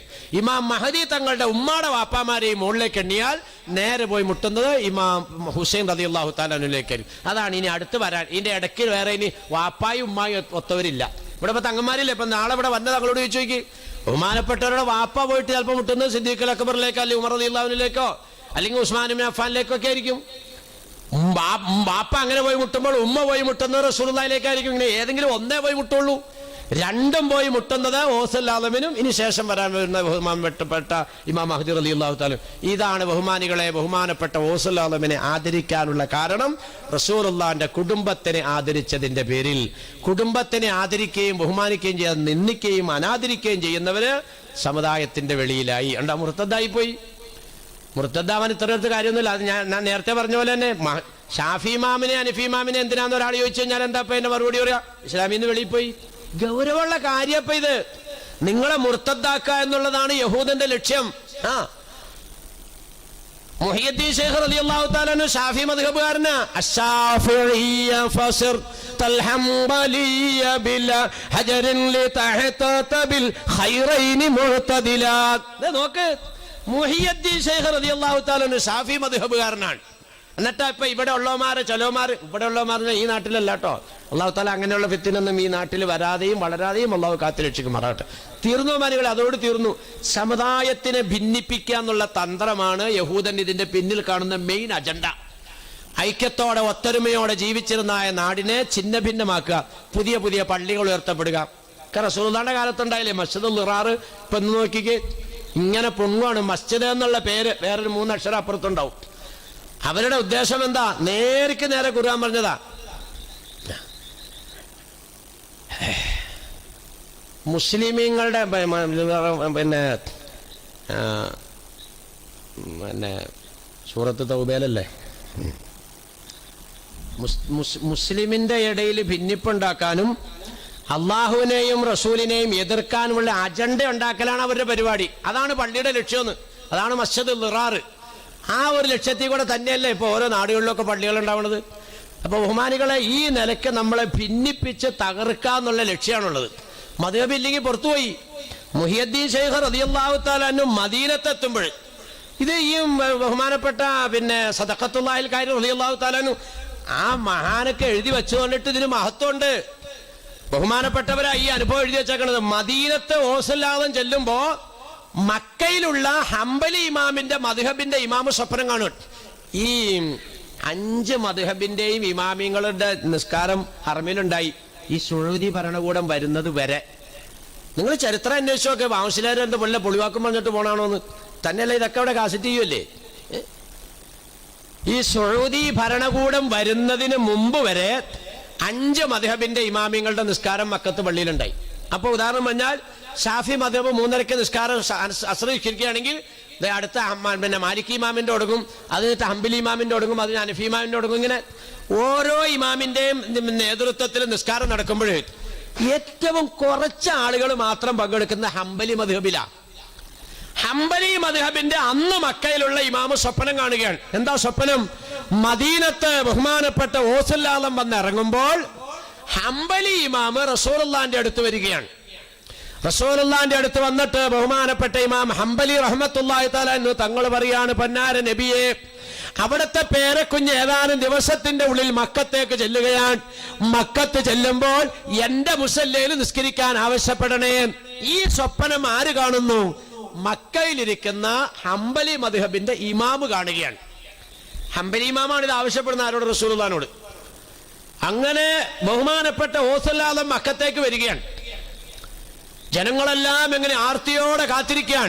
ഏത് മുസല്ലയിലായിരിക്കും ബഹുമാനപ്പെട്ട ഓസല്ലാദം എന്ന് പറയുന്ന റസൂലുള്ളാഹിന്റെ വാപ്പായും ഉമ്മായും ഒത്ത പേരക്കുഞ്ഞ് കയറി നിസ്കരിക്കുക. മഹാനാണല്ലോ, വലിയ മഹാൻ. എല്ലാവരും ഇങ്ങനെ കാത്തിരിക്കുമ്പോ ബഹുമാനപ്പെട്ട ഓസല്ലാദം വന്ന് എവിടെ കയറിയത്? ഹംബലി ഇമാമിന്റെ മുസല്ലയിലേക്ക് കയറി നിന്നിട്ട് നിസ്കരിച്ചു. ഇതാണ് സദഖത്തുല്ലാഹിൽ ഖാഹിരി തങ്ങൾ രേഖപ്പെടുത്തിയത്. അശ്ശാഫിഇയ്യ ഫസർ തൽഹംബലിയ ബിലാ ഹജറിൽ തഹത ബിൽ ഖൈറൈനി മുഅ്തദിലാ. ഹംബലി മദ്ഹബുകാരനായത് അല്ല, ഷാഫി മദ്ഹബുകാരനായതിനോട് കൂടെ തന്നെ ഹംബലി മുസല്ലയിൽ കയറി നിസ്കരിച്ചു.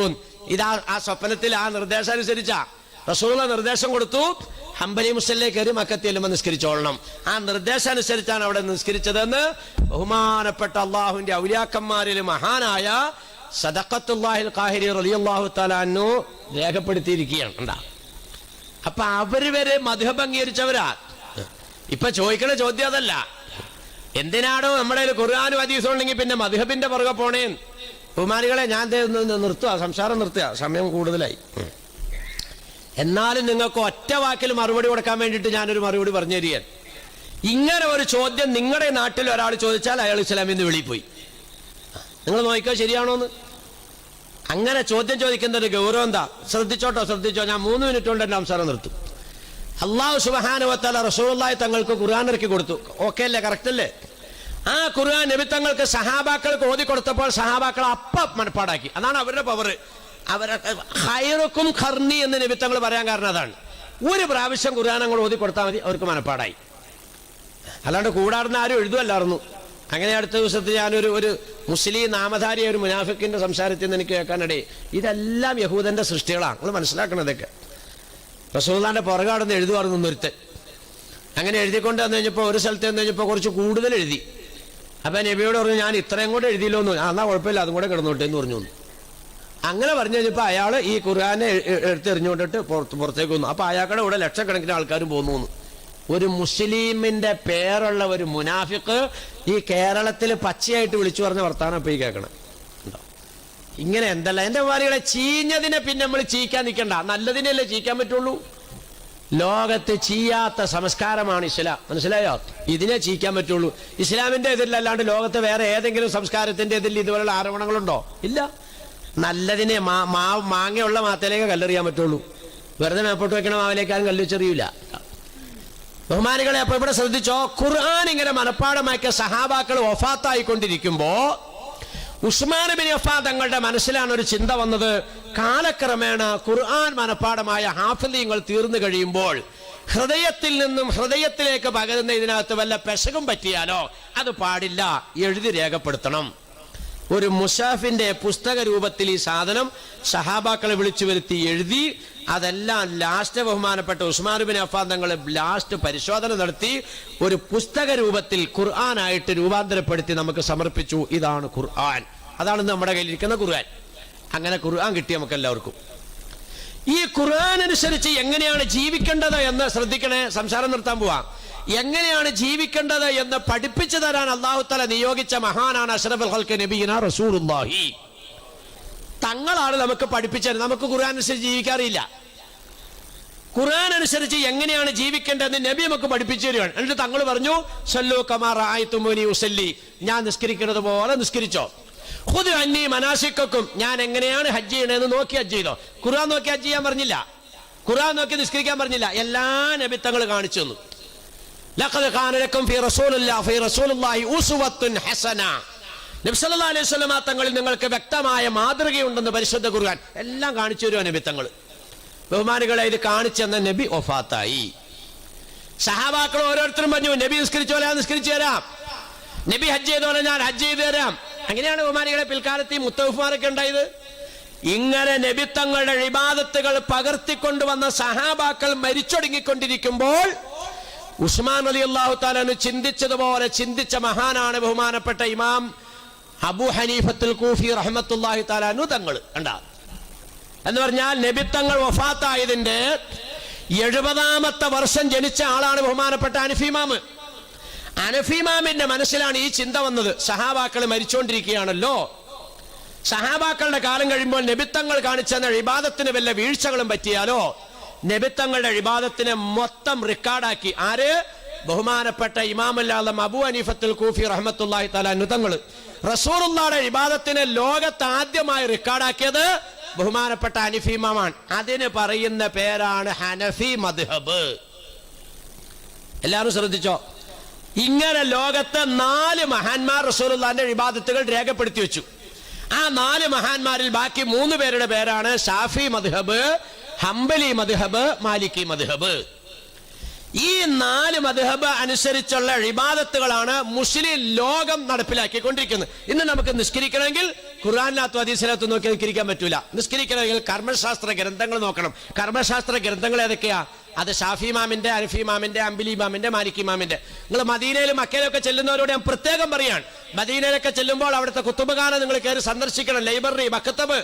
റസൂലുള്ളാഹി തങ്ങൾ കിടക്കുന്നതിന്റെ തൊട്ടപ്പുറത്ത് ബാബുസലാമിന്റെ തൊട്ടപ്പുറേ വലിയ വിശാലമായ മക്തബുണ്ട്. നിങ്ങൾ മോളിൽ കയറണം. അവിടെ ധാരാളം ഗ്രന്ഥങ്ങൾ ഇങ്ങനെ നിരത്തി വെച്ചിട്ടുണ്ട്. ലോഡ് കണക്കിന് കിതാബുകൾ ബോർഡ് വെച്ചിട്ടുണ്ട്. ഈ ബോർഡ് വെച്ചിരിക്കുന്ന എങ്ങനെയാ? കയറി ചെല്ലുമ്പോ കാണാം ഇമാം മദ്ഹബ് അബൂ ഹനീഫ റഹ്മത്തുള്ളാഹി തആല അൻഹു, കുറേ കിതാബുകളാണ്. ഇപ്പുറത്തേക്ക് നീങ്ങുമ്പോൾ ഇമാം മദ്ഹബ് ഇമാം ഷാഫി റഹ്മത്തുള്ളാഹി തആല അൻഹു, കുറേ കിതാബ്. ഞാൻ 2 കൊല്ലം മുമ്പ് ചെന്ന് കഴിഞ്ഞപ്പോഴേ, കൊല്ലം തോറും അൽഹംദുലില്ലാഹ് ഞാൻ അവിടെ ചെല്ലുന്നുണ്ട്. 2 കൊല്ലം മുമ്പ് ചെല്ലുമ്പോൾ കുറെ ആലിമീങ്ങളെ കൂട്ടിക്കൊണ്ടിട്ട് ഞാൻ കയറി ചെന്നപ്പോ നമ്മുടെ ദർസുകളിൽ ചൊല്ലിക്കൊടുക്കുന്ന ഫത്ഹുൽ മുഈൻ, ഉംദത്തു സാലിക്കി, ഉംദത്തു നാസിക്കി എന്ന് പറയുന്ന കിതാബ് വരെ ഞാൻ ആലിമീങ്ങളെ എടുത്ത് കാണിച്ചു കൊടുത്തു. ഞാൻ ചോദിക്കട്ടെ, ഇത് ലോകത്തിന് ആവശ്യമില്ലെങ്കിൽ അത് പെട്രോൾ ഒഴിച്ച് കത്തിക്കാൻ സൗദി അറേബ്യയിൽ പെട്രോൾ ഇല്ലേ ബഹുമാനികളെ? കത്തിക്കാനുള്ള തീപ്പെട്ടിയില്ലേ? എന്തിനാണ് നശിപ്പിക്കാതിരിക്കുന്നത്? ലോകത്ത് റസൂലുള്ളാഹിന്റെ ഇബാദത്ത് കണ്ടെത്താനുള്ള ഏക മാർഗം ഇമാമിയങ്ങൾ രേഖപ്പെടുത്തിയ മദ്ഹബിന്റെ ഗ്രന്ഥങ്ങൾ മാത്രമാണ്. ഹിജറ 194 ബുഖാരി ഇമാം ജനിക്കുന്നത്. നിങ്ങൾ മനസ്സിലാക്കണം, ബുഖാരി ഇമാമാണോ റസൂലുള്ളാഹിയുടെ അടുത്തയാള്? അതെയോ ബഹുമാനപ്പെട്ട ഹനഫി ഇമാമാണോ? ഹനഫി ഇമാം റസൂലുള്ളാഹി തങ്ങളെ വഫാത്തായതിന്റെ 70ാമത്തെ കൊല്ലം ജനിക്കുന്നു. ബുഖാരി ഇമാം ഹിജറ 194 ജനിക്കുന്നു. എത്രയോ വർഷം അകലെയാന്ന് നോക്കി. ശരിക്കും പറഞ്ഞാൽ ബുഖാരി ഇമാമിനൊക്കെ ഹദീസ് കിട്ടുന്നത് ഈ പറയപ്പെട്ട ഗ്രന്ഥങ്ങളിൽ നിന്നിട്ടാണ് നമ്മൾ മനസ്സിലാക്കണം. റസൂലുള്ളാഹിനോട് അടുത്തവരും റസൂലുള്ളാഹിന്റെ ഇബാദത്ത് പകർത്തിയവരുമാണ് മദ്ഹബിന്റെ ഇമാമിങ്ങൾ. അപ്പൊ ലോകത്തിന് മദ്ഹബ് ആവശ്യമില്ല എന്ന് ഒരുത്തം പറഞ്ഞാൽ റസൂലുള്ളാഹിന്റെ ഇബാദത്തിന് ലോകത്ത് ആവശ്യമില്ല. അതല്ല ആ വാക്കിന്റെ അർത്ഥം. ഇസ്ലാമിൽ നിന്ന് വെളിയിൽ പോയി. കണ്ടോ? ഇതാ നിങ്ങൾ വിലയിരുത്തണമെന്ന് പറഞ്ഞത്. നിങ്ങൾ തിരിച്ചു ചോദിക്കണം, എടാ ഷാഫി ഇമാമിനെയും ഹനഫി ഇമാമിനെയും ഹംബലി ഇമാമിനെയും മാലിക്കി ഇമാമിനെയും എന്തിനാണെന്ന് നീ ചോദിക്കുന്നെങ്കിൽ അള്ളാഹിന്റെ റസൂലിന്റെ ഇബാദത്ത് ലോകത്ത് പകർത്തിയെടുത്തത് ഈ 4 പേരല്ലാതെ. അവർ ചെന്നപ്പോഴാണ് തെളിവിട്ട്. ഷാഫി ഇമാമിന് തെളിവ് കിട്ടി സഹാബാക്കൾ എന്നിട്ട് റസൂലുള്ളാഹി സുബ്ഹിക്ക് ഖുനൂത്ത് ഓതി. ഹനഫി ഇമാമിന് തെളിവ് കിട്ടി റസൂലുള്ളാഹി വിത്തറിന് ഖുനൂത്ത് ഓതി. കണ്ടാ, കർമ്മശാസ്ത്രം അവർ അങ്ങനെ രേഖപ്പെടുത്തണേ. ഷാഫി ഇമാമിന് സഹാബാക്കൾ തെളിവ് കിട്ടി സുബ്ഹിക്ക് ഖുനൂത്ത് ഓതി. ആ സ്ഥാനത്ത് വിത്തറിന് ഓതിയതിന് തെളിവ് കിട്ടാത്തോണ്ടിട്ട് ഷാഫി മദ്ഹബിൽ വിത്തറിന് ഖുനൂത്തില്ല. ആ സ്ഥാനത്ത് ഹനഫി ഇമാമിന് വിത്തറില് ഖുനൂത്ത് ഉണ്ടെന്ന് തെളിവ് കിട്ടിയപ്പോൾ ഹനഫി മദ്ഹബിൽ വിത്തറിൽ ഖുനൂത്തുണ്ട്. സുബ്ഹിക്ക് തെളിവ് കിട്ടാത്തോണ്ട് സുബ്ഹിക്ക് ഓതിയില്ല. പക്ഷേ മദ്ഹബുകൾ തമ്മിൽ ഒരു പയറ്റിലില്ല. ഹനഫി ഇമാമിന്റെ ഖബർ സിയാറത്ത് ചെയ്യാൻ ചെന്ന ഇമാം ഷാഫി റഹ്മത്തുള്ളാഹി തആല അൻഹു തങ്ങള് സുബ്ഹിക്ക് ഖുനൂത്ത് ഓതിയില്ല. എന്തുകൊണ്ട്? ഹനഫി ഇമാമിനെ ബഹുമാനിച്ചതിന്റെ പേരിൽ നോക്കിക്കേ, ഇവരെല്ലാം മദ്ഹബ് അനുസരിച്ചാ ജീവിച്ചത്. മദ്ഹബ് എന്ന് പറഞ്ഞാൽ റസൂലുള്ളാഹി തങ്ങളുടെ ഇബാദത്ത് പകർത്തപ്പെട്ട രേഖകളാണ്, ഗ്രന്ഥങ്ങളാണ്. മറ്റതോ ഖുർആനോ, ഖുർആൻ റസൂലുള്ളാഹി തങ്ങൾ ഓതി തന്ന ആ വാചകങ്ങളാണ്, അത് ഖുർആൻ. പിന്നെ ഫിഖ് എന്ന് പറയുന്നത്, കർമ്മശാസ്ത്രം എന്ന് പറയുന്നത് റസൂലുള്ളാഹിന്റെ ഇബാദത്തുകൾ പകർത്തി. നിങ്ങൾ നോക്കിയാൽ രണ്ടിനും തമ്മിലുള്ള പ്രാധാന്യം എത്രയുണ്ടെന്ന്. ഇങ്ങനെയുള്ള ഈ ലോകത്ത് എന്തിനാടോ മദ്ഹബ് എന്നൊരാൾ ചോദിച്ചാൽ അയാൾക്ക് ഇസ്ലാമിനകത്ത് മെമ്പർഷിപ്പ് ഉണ്ടോ? ബഹുമാനികളെ, ഈ നിലയ്ക്ക് ചിന്തിച്ചിട്ട് മക്കൾക്കൊക്കെ, പുതിയ തലമുറകൾക്കൊക്കെ കാര്യങ്ങൾ മനസ്സിലാക്കി കൊടുത്തുകൊണ്ട് നമുക്ക് ഉപകാരപ്പെടുന്ന മക്കളാകാൻ, യഹൂദന്റെ പിടിയിലേക്ക് പോകാതിരിക്കാൻ നിങ്ങളൊക്കെ നന്നായിട്ട് പരിശ്രമിക്കണം. നിങ്ങളാ ഈ നാട്ടിന്റെ ദീനിന്റെ കാവലാളുകൾ, നിങ്ങളാണ്. ഉണ്ടാ, അല്ലാണ്ട് ഈ പോസ്റ്ററിനകത്തൊന്നും വലിയ കാര്യമില്ല. മിനിസോള നോട്ടീസ് അടിച്ചു, അതിനൊന്നും കാര്യമില്ല. നല്ല 1-ാം നമ്പർ അനൗൺസ് വഴി കേട്ടു. ഞാൻ ഇതിനു മുമ്പ് ഒരു കാലത്ത് കേട്ടിട്ടില്ല. എന്നെ പറ്റി അവിടെ പൊക്കിയിട്ടത് ആകാശത്തിന്റെ മുകളിൽ കൊണ്ട് വെച്ചേക്കോണ്. ഈ അനൗൺസൊക്കെ കേട്ടാൽ ഇവിടെ ഇപ്പൊ ജനം കൂടണ്ടല്ലേ? കൂടൂല. Poster കൂടൂല, flux കൂടൂല. എങ്ങനെയൊക്കെ വച്ചാലും കൂടൂല കേട്ടോ. അതാ ഞാൻ പ്രത്യേകം പറയാ, എങ്ങനെയൊക്കെ വച്ചാലും കൂടൂല. പിന്നെ ആരാ കൂട്ടേണ്ടത്? ഈ ഇരിക്കണവരാ കൂട്ടേണ്ടത്. നിങ്ങൾ പണിയെടുക്കണം. നിങ്ങൾക്ക് അതിനോട് താല്പര്യമുള്ളത്.